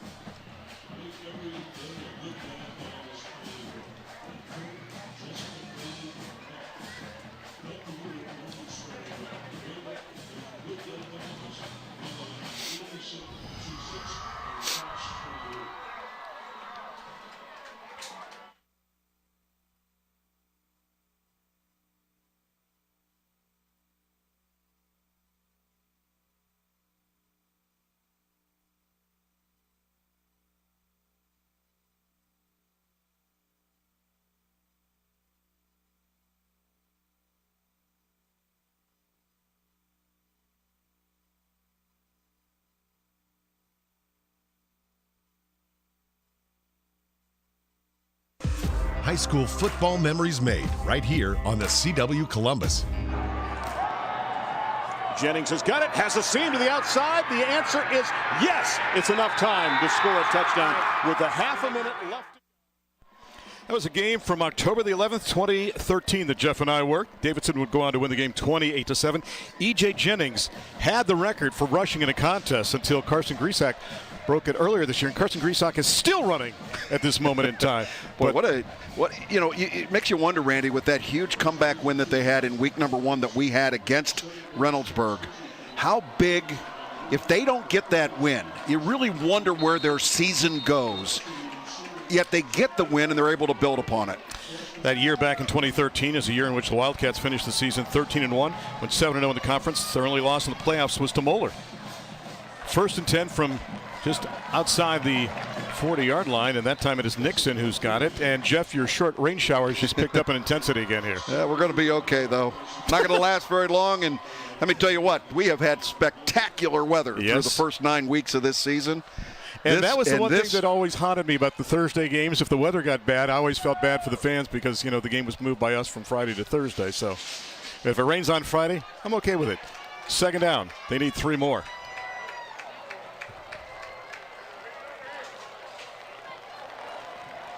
Wow, Johnny Weir hit right at the point of contact. That is Flanagan who makes the hit on the play. I want you to see the technology of Hilliard Davidson. Look at this. This is down on their sidelines, Randy.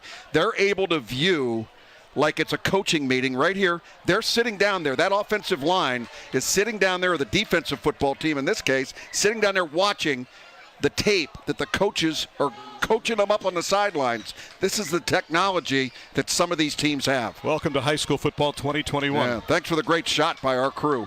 I thought they were going to watch the CW down there. 3rd down and a long 2 from the 48-yard line. Pettit to keep. He's got the 1st down. Nice move to the outside. That'll move the chains again with 5:51 left to go. He is very smooth, too. He makes it look like everything is planned. Yeah, throughout the season, averaging about 5 yards a try. Now, most quarterbacks are going to have stinky running averages because of quarterback sacks when they're throwing the football. Doesn't happen here. We don't throw the football at Davidson, so he's got a great rushing average of 5.2. And he's been sacked 1 time this year. That's it. When you don't throw that many times, you don't get sacked that much either, as you mentioned. And so 1 sack against 16 they've done against their opponents coming into this contest. On a 1st down play. Nice move to the outside, stiff arm by Nixon. And he got what he could, and a little contact at the end of the play. And they're going to flag Flanagan on that one. Yeah, and that was just a silly move by Flanagan, and he knows he's going to get flagged for it and upset about it. I don't think it was a malicious play by any stretch, just kind of one of the things you do when you get caught up in the moment. So it's going to be a 15 yards added to the end of the run. And we always talk about the first 5 minutes of the second half in basketball. Here's Mr. Bachman with the call, by the way. Dead ball. Personal foul, late hit out of bounds, number 5 on the defense. 15-yard penalty, first down. But the first drive of the second half can be crucial too, especially when you go against a team like Davidson. Here, watch the tail end of this. Clearly out of bounds at that point, and then you saw the arm come up, and it put his arms up right away like, hey, I'm sorry, I didn't mean to do that, but too little too late. And all of a sudden, Hilliard Davidson in business inside the 20-yard line. The next time Leo Nixon touches the ball and he goes forward, he'll have over 100 yards rushing on his Home Appliance Solutions first down.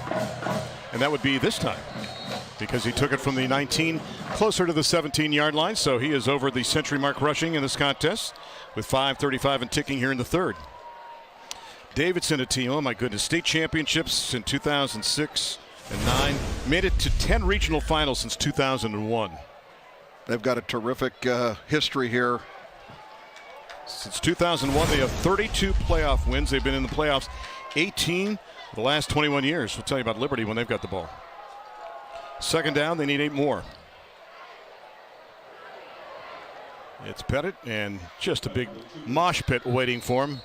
And one of the lead guys there waiting for him was Charlie Cole III. You know, Randy, as good as this Davidson football program has been over its history, last year was just a shocker. They're in the OCC Central. Obviously, we're in the limited year. 2 of 7, their record last year, 0-5 in the OCC Central, and they lost in the first round of the playoffs to Pickerington North, 35-22. Their final game of the season, by the way, this year, Carson will be Greasock against Upper Arlington. That's right. On a third down play now. Third, and they need 7.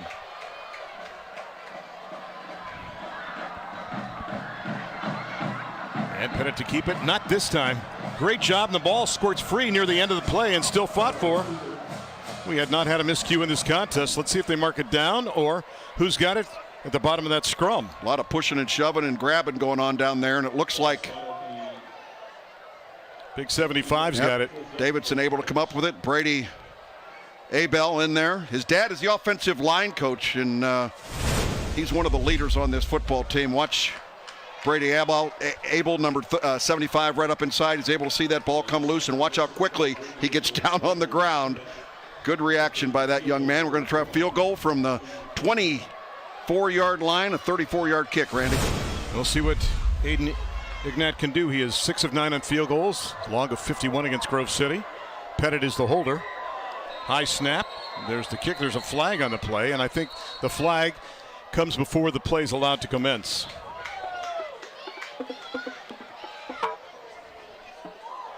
Dead ball.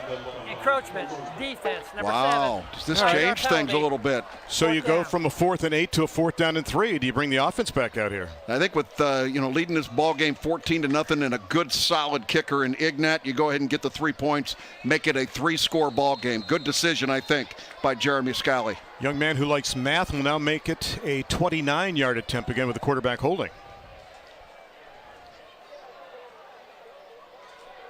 Looks like your rain has slowed down quite a bit, sir. High snap again. Plenty of leg. The kick is up. And it's good. 3 more on the board for the Wildcats. Make it 17-0 now with 3:24 left to go here in the third quarter.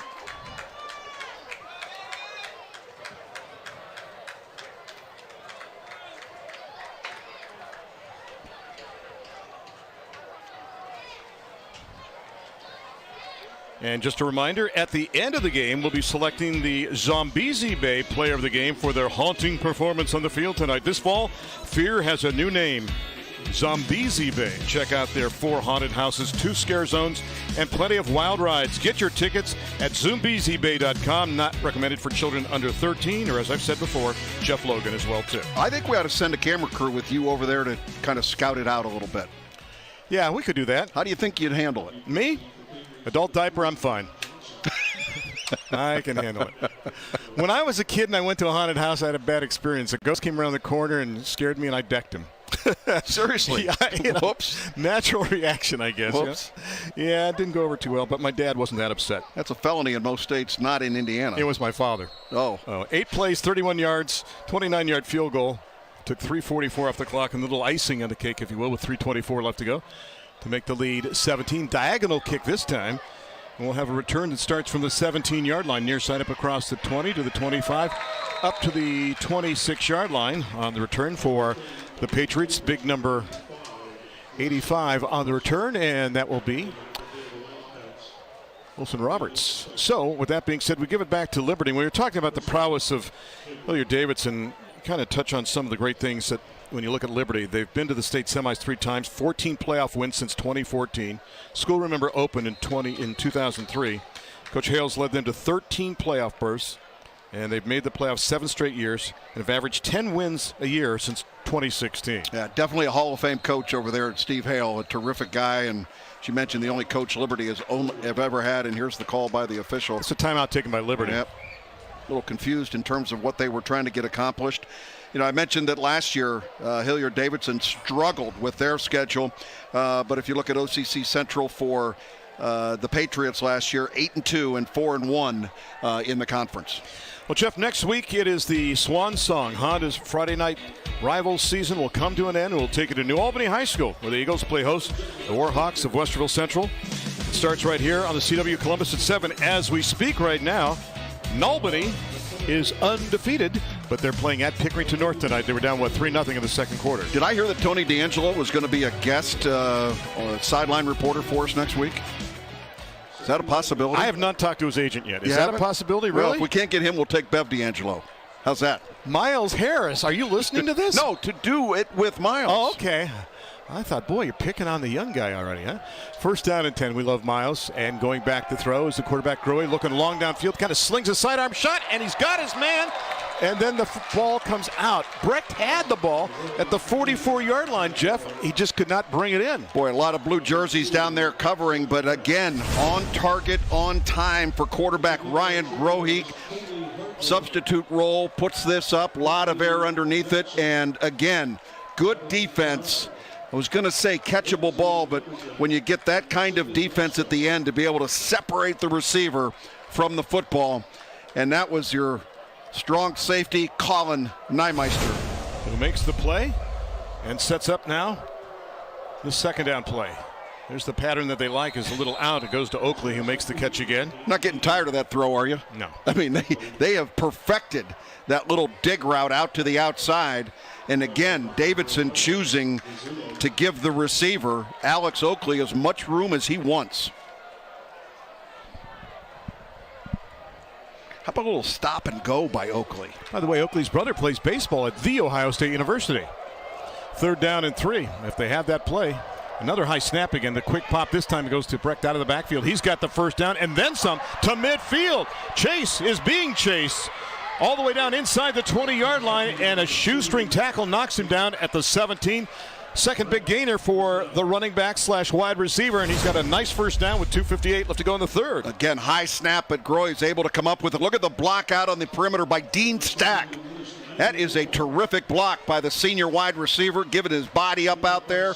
And Stack gets up, and he is chasing him down the field, trying to get another block.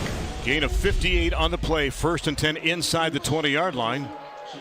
And now it's Tempesta, and he's brought down back around the 22-yard line. Great pursuit coming through that time by Adric Phillips, the big defensive end. Well, Adric Phillips is a guy that spends a lot of time in the other team's backfield. Coming into tonight's game, 7 quarterback sacks, 7 tackles for a loss, and this will certainly add to those numbers tonight. 6'1", 235, a senior. Look at him blow this play up from the very beginning. Beat his offensive lineman through the outside shoulder, made the big play. And the pass to Oakley, he's got the ball inside the 15, down inside the 14-yard line, so a nice gain on the play. And by the way, Adric Phillips, his uncle, you might remember, was Eric Phillips, who played at Davidson. And Adric, a young man who likes singing and teaching the Bible. And there's a nice move by Oakley to get the ball inside the 14 to close to the 13-yard line. It'll be 3rd down there, and they need to get the ball just inside the 9 for a first down. Need to make a statement here, Jeff. They came up short by inches in the first half, down by 17. Grohe rolling, looking, gunning to the back of the end zone. Has his man. It's caught for the touchdown. It's another Ramos Roofing touchdown. And by the way, get your free estimate on a roof by calling or texting 614-761-ROOF as he finds Brecht for the score, and now it's 17-6. Well, a really good job there of looking for a receiver, and Brecht making himself available, getting open. You see Brecht at the top of your screen was in the slot. Quarterback Grohe throwing back across his body. This is not normally a recipe for success. Never throw late, back across the middle. Got away with it here. Good strong throw. Wide open in the end zone. Chase Brecht. Connor Ingram for his 13th extra point of the season, and a little pinball breaks out, so the kick bounces back, and it's no good. We stay at 17-6 with 1:38 left to go as Chase Brecht with his second touchdown catch of the season. This is a multi-purpose guy, you know. You put him in the backfield, you put him in the slot, you put him as a wideout. He can do it all, and a great blocker that gets overlooked because so many times you can't see that when you're in a one-back set. But Brecht is a guy, too, that according to his dossier can really block as well, too. So they get on the board now to make it 17-6 in this contest as we approach 1 minute left to go here in the third quarter. The biggest plays, the biggest schools, the best high school football. And you get to see it first thanks to First Scores on Fox 28, sponsored by Spectrum. Catch it tonight at 10:45 p.m. only on Fox 28. I'll be watching. You should too. To check out all the scores from Central Ohio. And Jeff, by this point of the season, normally we're anticipating who's going to make the playoffs, but when the top 16 make it from each region, a little bit of the mystery is gone, especially when some regions have 17 to 19 teams max. Yeah, and Randy, the only, I love getting more teams involved in the playoff. The only downside of that is when you take somebody that is number 16, they're going up against that number 1 seed. And on the return up across the 25 to the 27-yard line, that's where Davidson will get the football. A return of some 19 yards on the play. By the way, that drive was 6 plays, 73 yards, and that's a 14-yard touchdown pass to Brecht to make it 17-6. Took 1:41 off the clock, so the quick strike capability was there for the Patriots on that drive. Yeah, unfortunately they don't get the extra point. They doink it off the upright, and still 3-score ball game to be able to get back into this thing for the Patriots. And I believe with the way that Davidson's able to hold the football, a 3-and-out right now is what the doctor ordered if you're the Patriots football team. If you're not going to wear down, this is the time to make the stand if you're Liberty. Oh, look at the undercut. Flanagan came flying through like a missile. Big number 5 just with a solid hit, and Weir had no option but to go straight down. Flanagan with 13 solos, 9 assists, a returning starter who likes hockey and math.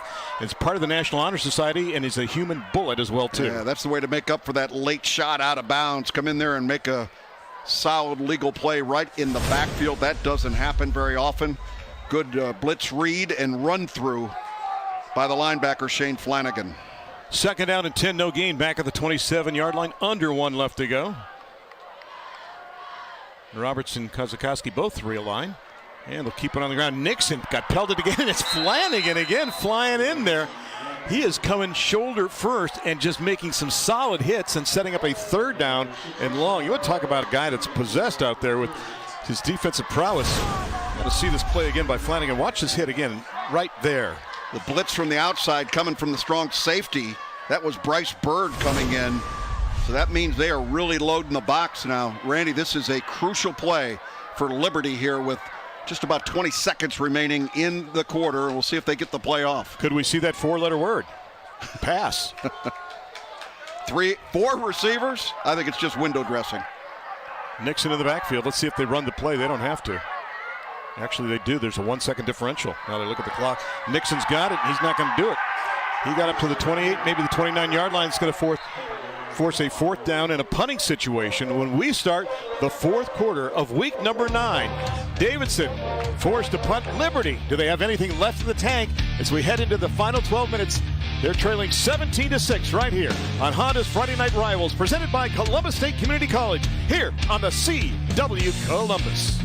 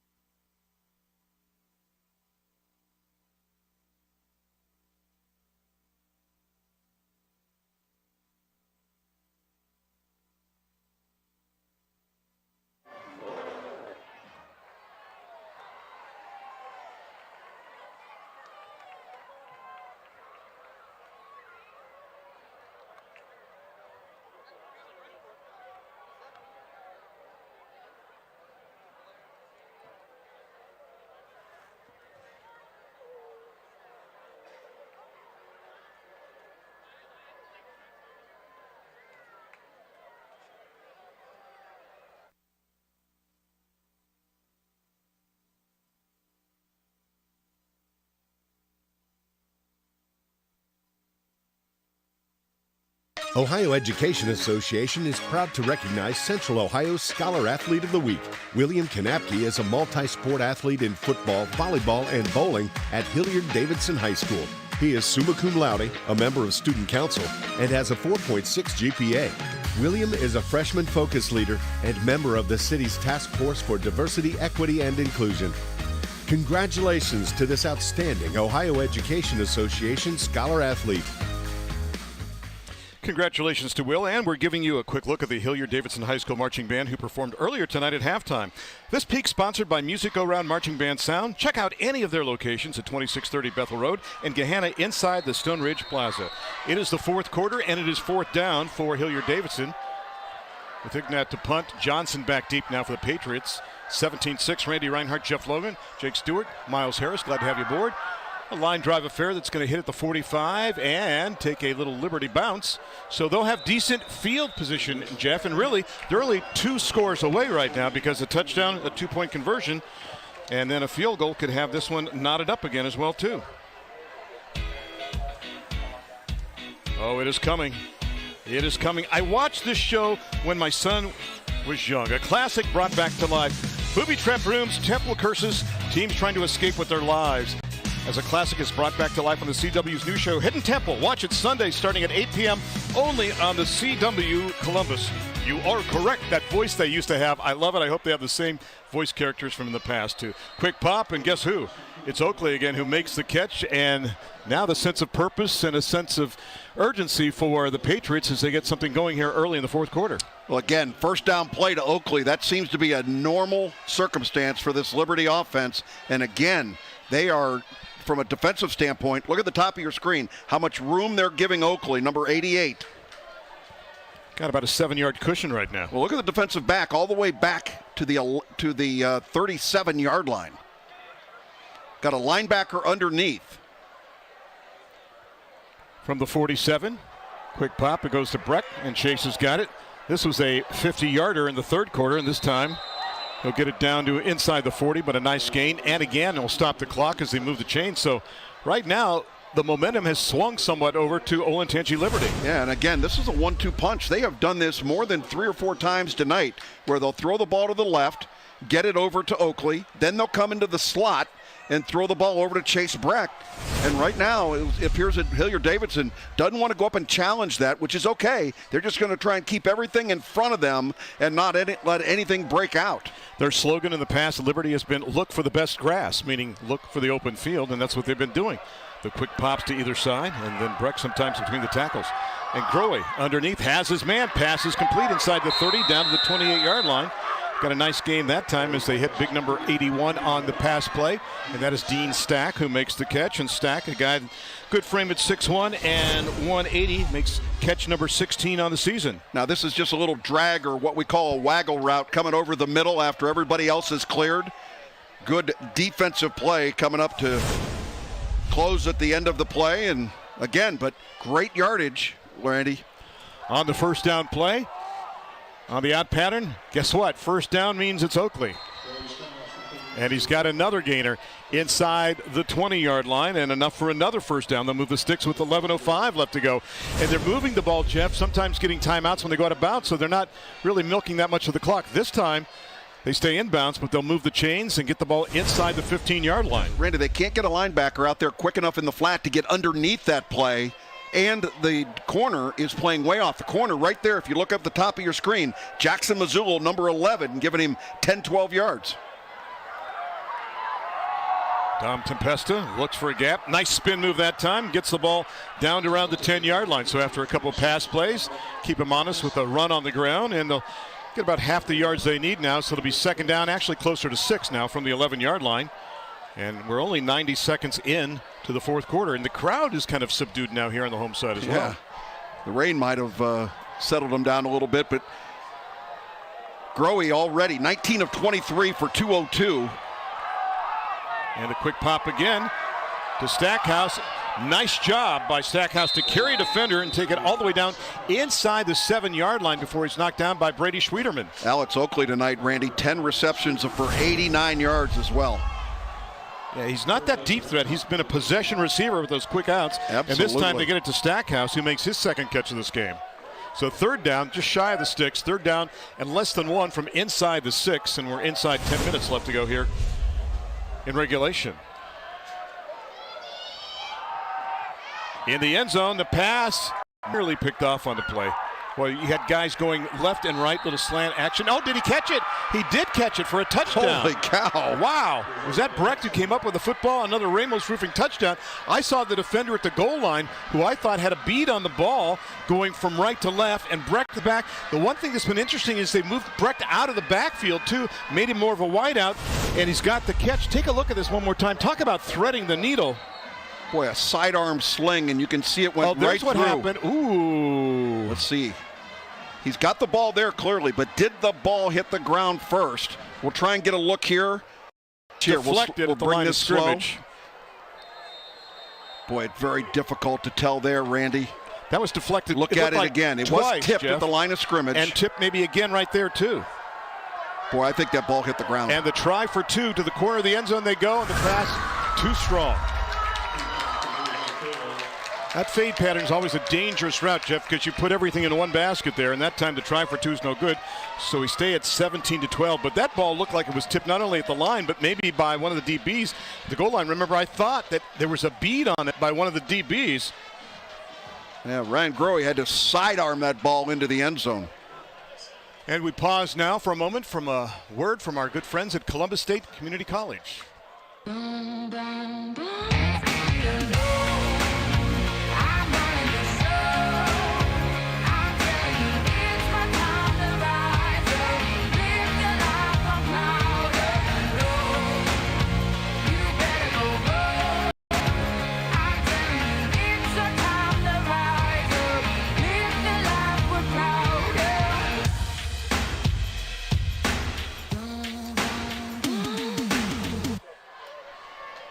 So Chase Brecht had 1 touchdown catch coming into this game. He now has 3. Ryan Grohe had completed 25 passes on the season. He may double that here tonight. The return going to start from the 16-yard line. And Neumeister has it up across the 25 near the 30-yard line. Again, that touchdown pass. Take a look again. Watch the pressure at the line of scrimmage. Watch him sidearm this here. He's got to keep the ball low to keep it up underneath. And does that ball hit the ground first and come up to the... We'll get a good shot here from our end zone. Looker from our above camera. Watch here. Boy, to me, Randy, that ball looks like it skips on the ground. Give you one more view of it. I think it was deflected twice. I think number 16 also got a paw on it. And Lane Sowers in the secondary. And still... From that angle, it almost looked like it was a fair catch, just barely missing the turf, and he kind of cradled his hand underneath the ball. I'm not going to question this officiating crew because they are really, really good. And now, right now, if you're Davidson, some of the air has come out of the balloon and out of the crowd here as well, too. This is a time where you would think the locals really have to help their team and push them. They're up by 5 right now with 9:09 left to go, and if you're Liberty, you made a great stand defensively on that last possession when the Wildcats had it. Yep, that first down play was only a gain of 1.5, maybe 2 yards, so it's 2nd down and 8. Very unusual 3 and out on the last drive. Johnny Weir, between the tackles, nothing there. They stand him up and push him back.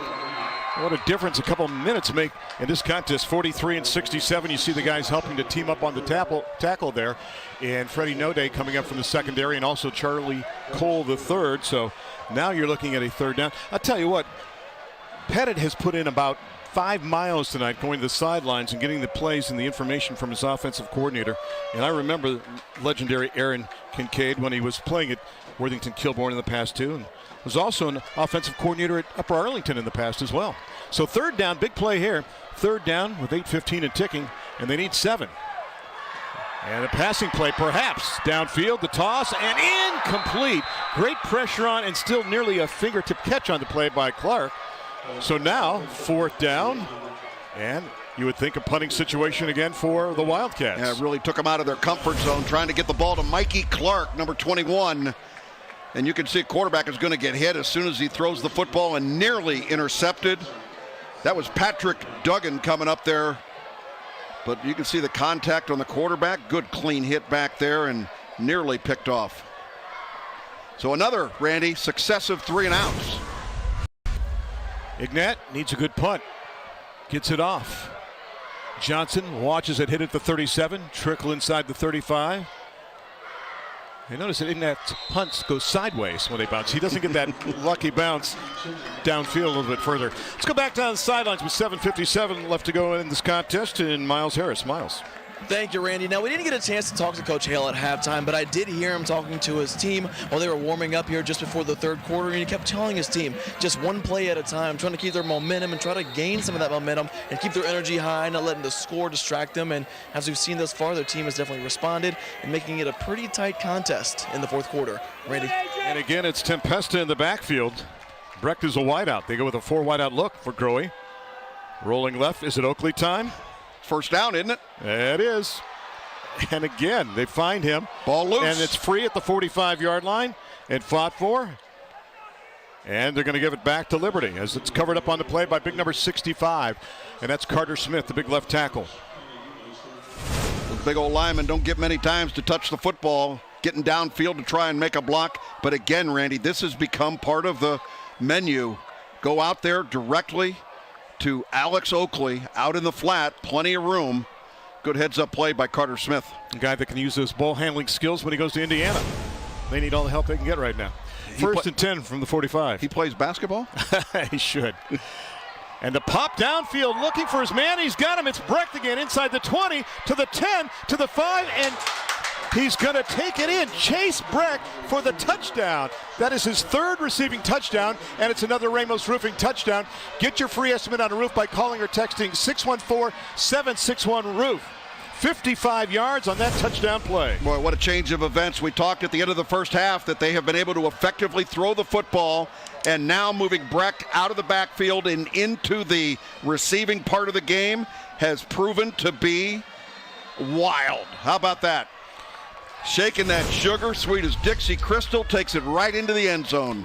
4 touchdowns receiving for him on the season, 3 in this game. The try for 2 to make a 3-point bulge in the back of the end zone. The toss, the pass is complete. Absolutely it's Brecht good. Again, and there's your cushion of 3 at 20-17. And if you turned off this game at halftime and just turned it on, what a shock you're seeing. It was 14-0, and now it's 20-17 Liberty. There was no question about this one being caught. Nothing wrong with this one. Again, another sidearm slinger from the quarterback, Ryan Grohe. What a night he has had, Randy. And the Wildcats will get it back, but for the first time in this contest, they are down 20-17 Liberty. Don't go away. Honda's Friday Night Rivals continues, presented by Columbus State Community College.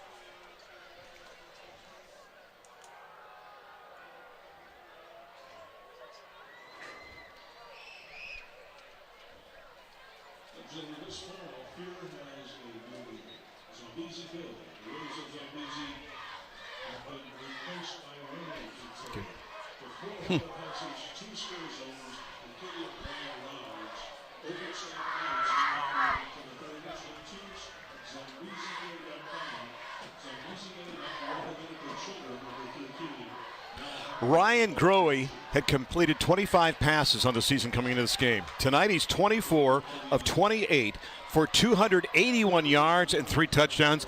And for the first time tonight, his team is up by 3. Connor Ingram with the boot. And the return going to start from the 10. For an eye. Check that. That's Johnny Weir.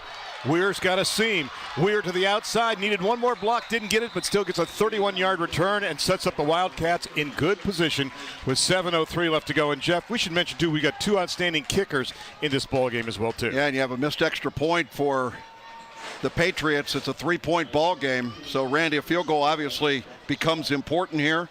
Boy, Johnny Weir had an opportunity there. Had he kept it back up inside, it looked like there was a lane for him to maybe take it all the way to the north end of Dublin. Liberty has challenged Davidson to keep running between the tackles, and they've stuffed it. What do you change right now if you're the Wildcats? Boy, you just got to get some confidence going with that 1-2 punch in the backfield, Randy. That's your go-to. And this time, there's the handoff and the big gap on the right-hand side as Leo Nixon's got a gain of about 8 on the play, 2nd and 2. You know, I know they like to show that compact formation where they've just got one receiver out there with the tight end on the wing. This time they've flanked a couple of guys out. That removes a couple of those defensive backs that like to play inside the box. And once again, Randy, 2 receivers to the top of the screen trying to spread the defense a little bit. They need 2 on 2nd down. Off the left side, there's a gap. There's the first down. Nixon backs his way across midfield, down inside the 47, and moves the chains with 6:28 left to go. Now, I want to clarify, those 2 receivers that are going out there, they're only out there for window dressing, all right? They're there to spread the defense. They have no intention of throwing the football at this stage of the game. Oh, what a block. Not because they can't, because they don't have to. So now it's at the 47, across midfield. 1st and 10, 6:28 left to go. Davidson 6-2 on the season. Liberty at 4-4. Again, your 2 wideouts to the top, string to the bottom of the formation. And Nixon will exit the backfield. And that could be a backward pass. They called it ruling out a forward pass. They called it incomplete. Steve Hale doesn't think so. Line judge was over there, and Steve Hale was standing right there with him, or the side judge, I should say. Watch again. Right. From that angle, forward pass. Only because he hooked it. A lot of sidearm tosses here tonight. Yeah, there have been. Steve Hale not letting the official breathe over there. Staying with him. 2nd down and 10 from the 47. Play took 4 seconds. Nice little run this time. All the way down inside the 41-yard line. Now flag at the end of the play. Did they grab the handlebar perhaps? Boy, very few penalties in this football game. Gives you some idea of how well coached these 2 teams are, and it is going to go against the defense.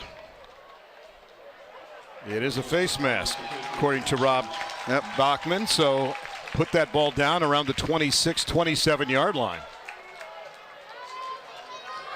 Personal foul, face mask on the defense, number 7. 15-yard penalty. 1st down. Randy had a good visit with Mr. Bachman before the football game, and we were talking about the playoffs a little bit. His crew already receiving their assignments for the first couple of weeks. They'll keep that crew together, which is great. Here you see the inadvertent but clear grab of the face mask. That was by Miba Wandwosen. The flag was at the 41, but they're marking it down to the 25-yard line. So 1st and 10 for the Wildcats, down by 3.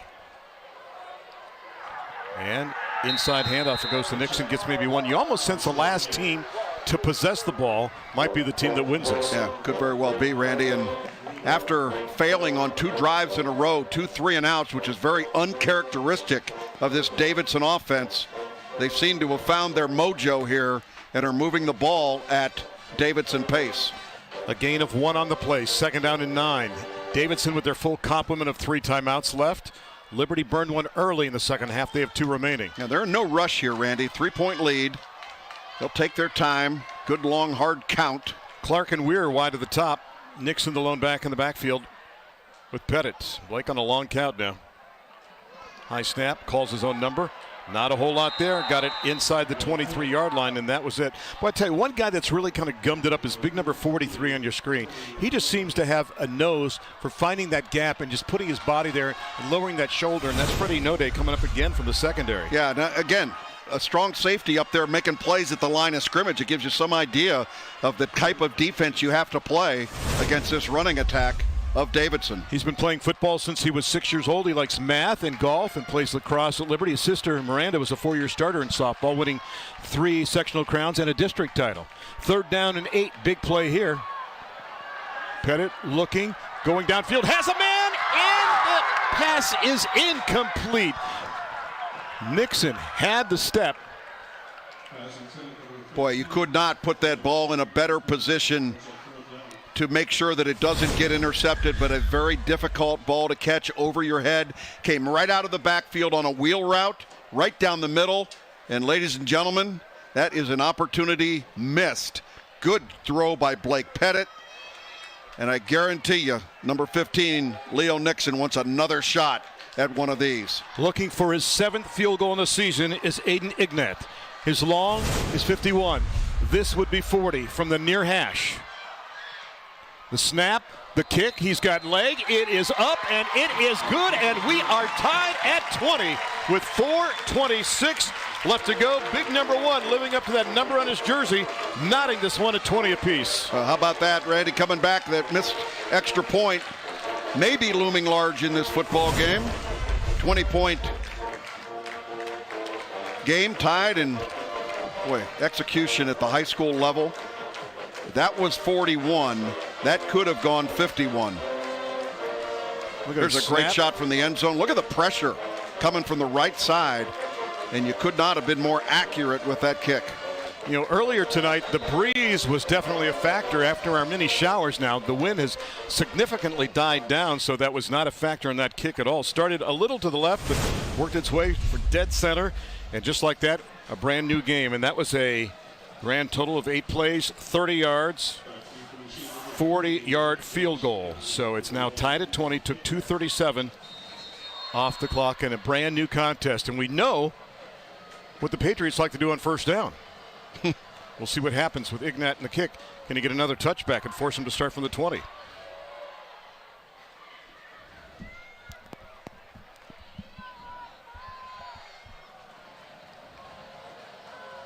What a game in week number 9, huh?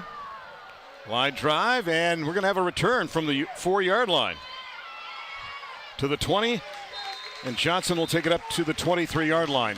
Sounds of the game, we're going to take you back to that big 4th down stand, and you could sense the excitement and anticipation on that big 4th down play as we look at 4:21 left to go here in this contest. Here you go.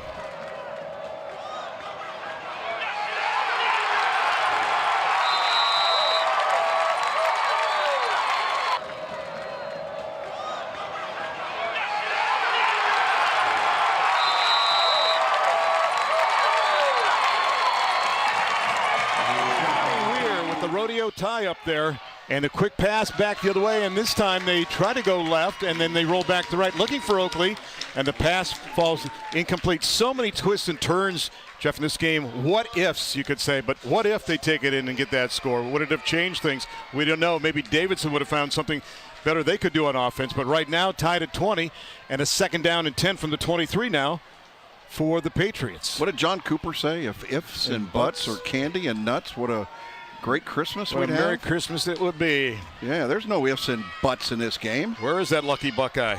Quick pop. It goes to Breck, and he's got it out to the 28, maybe the 29-yard line. So nice gain by Chase, but shy of the stick, so it's going to set up a 3rd down from the 29. They have to cross the 33-yard line, so they need a long 4 right now to move the chains. Under 4 minutes left to go, and the locals that are left on their feet. Some of the fans left because of the precipitation earlier. Oakley, top of your screen, and you can see crowding a little bit in the secondary.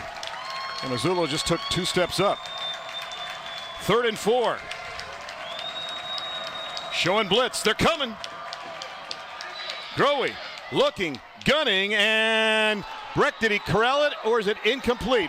Waiting for a call.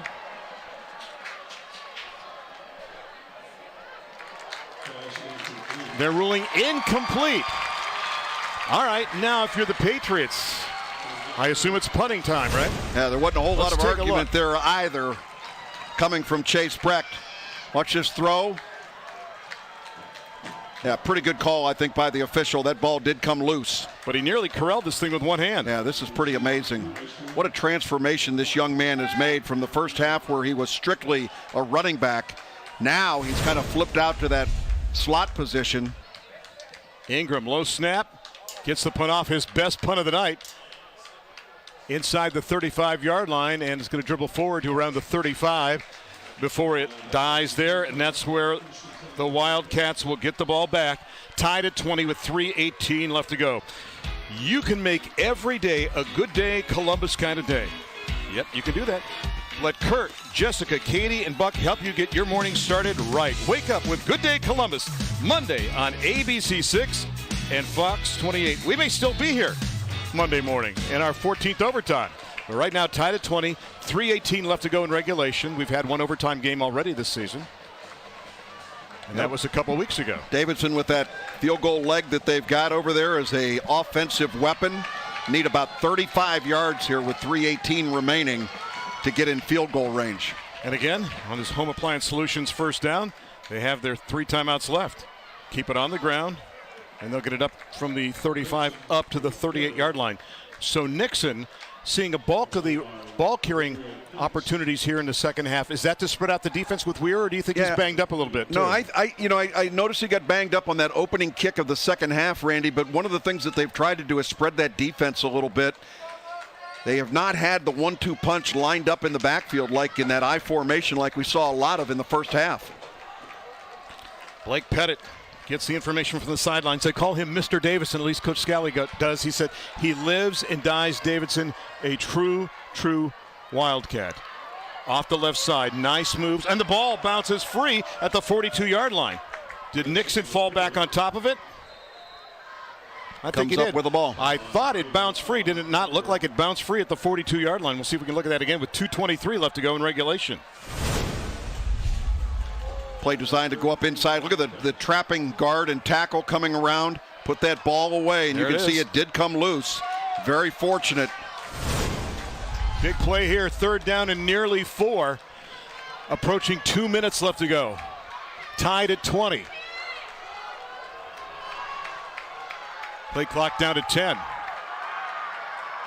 On the ground. There's the gap. There's the first down. Out to the 49-yard line. And I think Nixon a little slow to get up. I think he landed on the football. Colin Mulder, he's limping, Randy. That's a leg injury. Colin Mulder came up and made the hit. We'll try and watch the tail end of this. What an effort by this young man. You can see him hustling through there. Look at the contact, and the leg got caught up underneath, grabbing that right ankle as the tackle was made.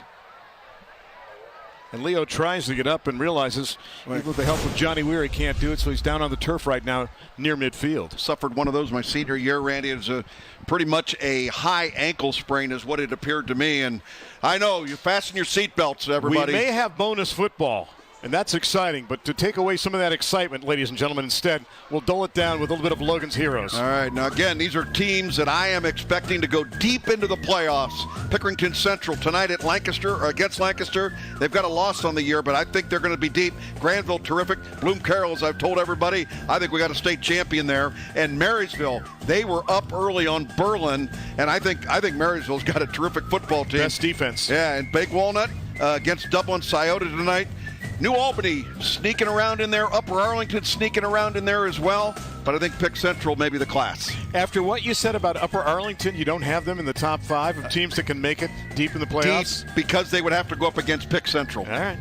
I see Pick Central going deeper than what UA has, and that is not a criticism of UA. That gives you some idea of the Division I athletes that they've got over at Pickerington Central for Coach Jay Sherritt. Who did Pick Central lose to tonight? Or in the season. They lost to Pickerington North in week number 4.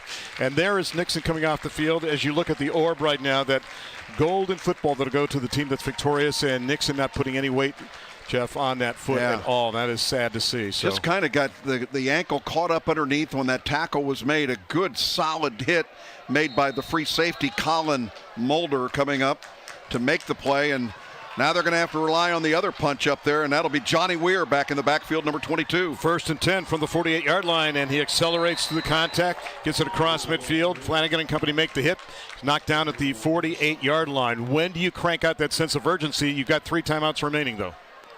We're at $1:30 right now, Randy, and I would think here, if you do not get the first down here, you certainly need to be thinking timeout if you're Coach Jeremy Scally. They need 6 more. Handoff, Weir, and he's got the first down. Momentarily, that will stop the clock as he gets down inside the 42 to the 41. While they move the chains with 1:16 left to go. Is this the power drive they needed? Oh, look at that spot. They spotted the ball all the way down at the 40-yard line. And a timeout taken by Davidson. And that'll be their first. They have 2 remaining, but that is a generous spot. And they'll have the ball 1st and 10 from the 40-yard line. 57 yards on the field goal, by the way.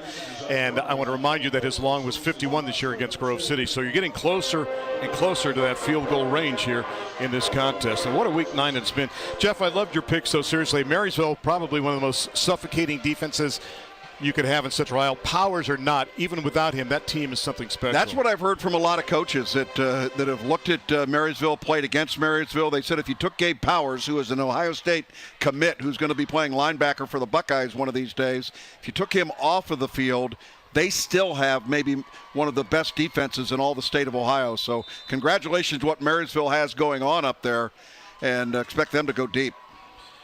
Going to try to see if I can get an update. New Albany now on top of Pick North, 20-19 in the 4th quarter in that game. They've got a good one too. Big Walnut on top of Dublin Sciatta, 21-13 in their contest so far. 1st and 10, here we go. Bradley over Orange, 27-26 in the 4th. And flags before we start the play with 1:16 left to go. Olentangy Orange, and I mean this, has to be the best 0-8 team I've seen in my life, and they're down by 1 right now. Here's the call from Mr. Bachman. Dead ball, encroachment, defense, 5-yard penalty, still 1st down. I think the statistics for Orange are just off the charts, and Zeb Schroeder has done a terrific job with that football team.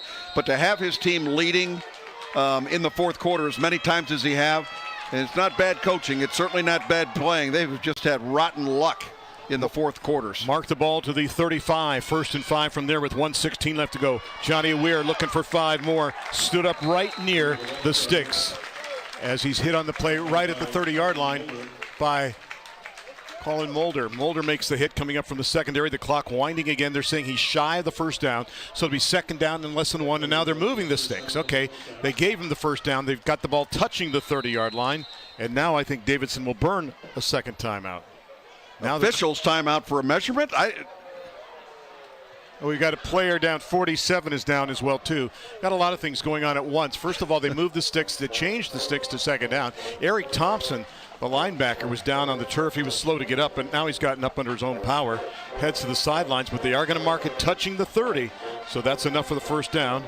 And Thompson will have to check out for 1 play. Remember we talked about Eric Thompson in the 3rd quarter with that shoulder. We looked at that, and this is a guy that's very physical. He's a rocket over there on defense. Number 1 tackler for the Olentangy Liberty Patriots coming into the game. 50 tackles, 3 tackles for a loss, 2 quarterback sacks, and a pass interception. And his granddad played and coached at Notre Dame. 1st and 10 from the 30-yard line. Under a minute left to go. They get the ball inside the 25 to the 21. Look at the push. And look at Johnny Weir push the pile inside the 20. That's another 1st down. Now you're in field goal range. And with 43.9 left to go, you still have unofficially 2 timeouts remaining.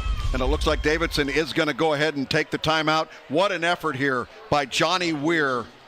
Boy, when you've got 2,000-yard rushers on your football team, Randy, throughout 8 weeks in the season like Davidson has, you get one of them that goes down a couple of plays ago with a apparent ankle injury. You put the other guy back in who's been out there at the slot, and he just picks up and goes. By the way, Davidson is over 200 yards rushing right now, so they're over 3,000 on the season. That was one of the Honda's keys to the game.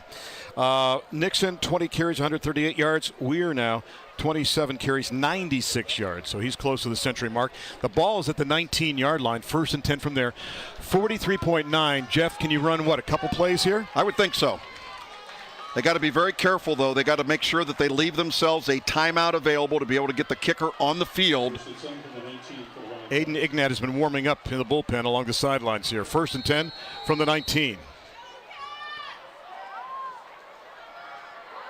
Weir, nice hop step, and he glides through the gap inside the 15-yard line. Yeah, the slide will not count as part of that gain. Style points. It'll be where he first landed, and so they'll mark it back. Look at the jump cut here, though. That is terrific. Johnny Weir finding the hole, getting himself upfield, and they've put themselves in a perfect position with 38 seconds to go here in the final quarter. 2020 game. Now Liberty burns their 2nd timeout. Interesting now. They're hoping to see if they can at least stop him on 2nd down here and then stop him on 3rd down and force that timeout and maybe get a chance in the waning moments of this contest. And now Weir goes over 100 yards as well too. So you got 2 running backs. We talked about it coming into this contest. They were each over 1,000 yards and separated by 60 between the two and maybe 10 carries on the campaign. The 1-2 punch, but Nixon has been forced to the sideline, sitting on the training table. In fact, right now, Jeff near side by us here with his helmet off and having that leg attended to. Look at Brady Abel, number 75. He's the captain of this offensive line, charging up his guys out there, letting them know that the O-line has got to deliver here in this circumstance. He's part of the Renaissance Club and the National Honor Society. And a short gain on the play, just kind of centering that up maybe a little bit. Half a minute left to go. If you're Liberty, do you burn another timeout? Yeah, kind of interesting that they would have taken one before, but not here. And it looks like Davidson's going to run it all the way down and go ahead and try and kick the field goal.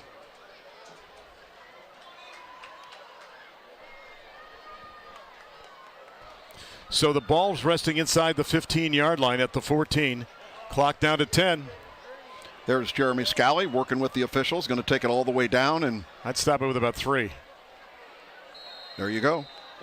2.3 left on the clock. All right, do you do the old ice the kicker if you're Liberty now? Absolutely. Pull out all the stops. So the timeout is taken. No timeouts remaining for Davidson. Liberty with 1. And Aiden Ignat. Is he the loneliest man in the world right now? Well, he's the most confident guy out there. He's had a terrific record for this football team, and I don't think it's time to quite put the dog in the truck, but it's getting close if you're a Hilliard Davidson fan with the success that this man has had kicking the football. Remember, though, on his last field goal try, you saw that pressure coming from the kicker's right. And that's where his eyes go, and that's where a kicker can screw up a little bit, is that if he sees that pressure coming from that right side, takes one little glimpse over there, then he can run into problems. So let's watch the pressure. It'll be at the top of your screen where the pressure came last time. He loves math. He's a great math student. You don't have to be an Einstein to figure this one out, though. He needs to get that ball 31 yards and needs to get it over the upright. Looks like the pressure, though, on this time is coming from the left side. From 31 with Pettit to hold with 2.3 on the clock. And there is your timeout taken by Liberty, their final timeout in regulation. I think it's funny when fans boo that. They all know it's going to happen. So you boo them trying to do the right thing. It depends on which side you're sitting on as to whether you boo or not. Well, I didn't hear any booing coming from across the sidelines. I heard it right in front of me here in the press box. So 2.3 left to go. It has come down to this. Early on, if you're just joining us, it was Davidson on top. In fact, they had a 14-0 lead at halftime. Depending on how you look at it, it could have been more, it could have been less. Yeah. They had a field goal as well, too, to widen that cushion as well, too. And Liberty came storming back. And, Jeff, they were going to Oakley on first down, but then they discovered putting Chase Breck as a wide receiver, taking him out of the backfield, added more options to that offense. And Ryan Groy, with that sidearm effect that he's got, was able to find receivers downfield across the middle, Breck a couple of times, and got them back in the game to take the lead 20-17 with a 2-point conversion. But then Davidson answered to nod it, and now they have a chance to win it with 2.3 left to go from 31 yards away with Blake Pettit to hold it. This for the ball game. Plenty of leg. The kick is up. It is good. Zeros on the clock. And Davidson wins it in the last second with the field goal, 23-20. Davidson will go to 7-2, and you got to give a lot of credit to Liberty from fighting back from 14 down to lead in this football game, 20-17. Perfect snap, perfect hold, and perfect kick right through the uprights. Randy, a well-deserved win for Hilliard Davidson tonight. There's a look from behind. Watch his reaction. He knows it. Yep. Now the celebration starts. Number 1, wearing number 1. Gets the kick. Boom. There's a little contact. The mosh pit begins in earnest right now as Aiden Ignat gets the field goal. And what a night it has been for him. Came through with the kicks when they needed it. What a comeback by Liberty on the seesaw affair. And the Wildcats with the last laugh. They get the victory in this one, 23-20. Exciting football in week number 9. Absolutely. And I promise you that the Patriots are going to be a mess when they get into the playoffs for somebody. This is a really good Olentangy Liberty football team. More to come in 30 seconds. But first, this message from First Scores on Fox 28.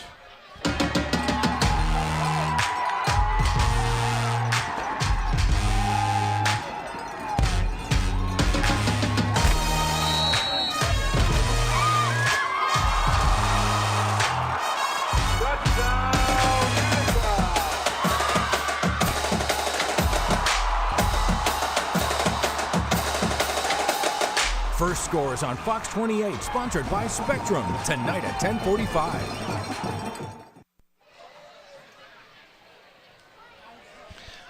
What a contest. You missed it here in week 9. If you didn't, great game. You know, you look at our games this season, we've had double overtime, 2 one-point victories, and now a game that was decided on the last play of regulation.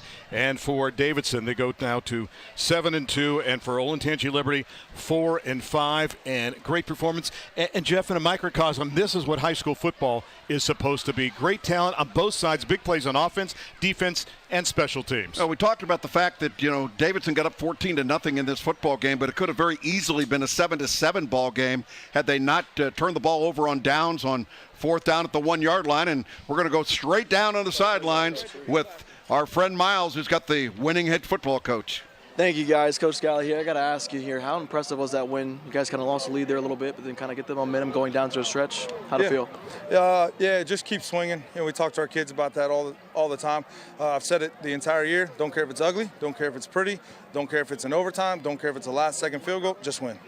Now, especially at this point in the season, you guys only got a couple weeks left before you hit the postseason. But again, what's the message going into the postseason? Let's just get better tomorrow morning. That's it. That's the message. Just try to enjoy this one, and then go back to work tomorrow and follow that formula. We'll be all right. Now, one touchdown that stuck in my mind is the second one you guys got from Leo Nixon here. And that's not how you drew it up, but what was your feelings going into that one there? To be honest with you, it's I think people overcomplicate it. Just put it in your best player's hands, and it's not about plays, it's about players, and just put it in his hands and let him go do his thing. All right, Coach, congratulations on the win. Guys, I got one question for you here. How'd that win feel?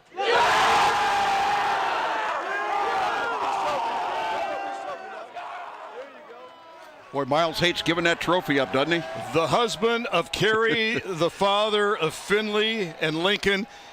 Coach Scally, a happy man, but those guys are even happier as they get the victory. What a contest in week number 9. And I tell you what, nothing to be ashamed of for your Liberty. The way you adjusted, that's what Steve Hale does. You can talk about X's and O's before a game, and some coaches are not good during the game. Steve Hale does the prep, then also does a great job in contests as well, too. Time now to check out our Zambezi Bay player of the game. And, we could have gone in a lot of different directions, but the kickers get no love, no respect. Some coaches don't love kickers at all, I can tell you that. But there's the toes of Mr. Ignat, who came back, Jeff, to tie this game, and then on the last play of the game, got it. A guy that's got a 51-yarder this year, too, as well. We talk about special teams being important, and everything else kind of negated or washed out, and it came down to his toes, and he gets the nod as the Zambezi Bay player of the game. Yeah, 8 of 11 kicking field goals in the high school level. You got to be feel pretty good about that. And I saw as Miles handed that trophy off and gave it to the team handed it right over to their kicker in celebration of his efforts tonight.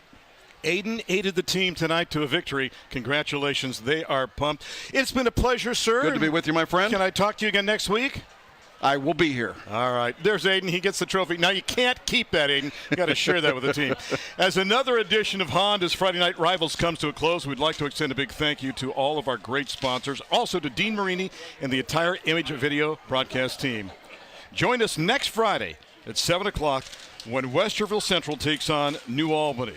What a game that should be, right here to wrap up our season number 10 in week number 10. On behalf of Jeff Logan, Miles Harris, Jake Stewart, I'm Randy Reinhardt. What a night it has been. Back and forth we went. And finally, it came down to the 10 little toes of Aiden Ignat, who got the field goal as time expired. And Davidson gets the win over Liberty 23-20. Thanks for joining us. Talk to you again next week. And let me remind you, you've been watching Honda's Friday Night Rivals, presented by Columbus State Community College, in one place on the CW Columbus.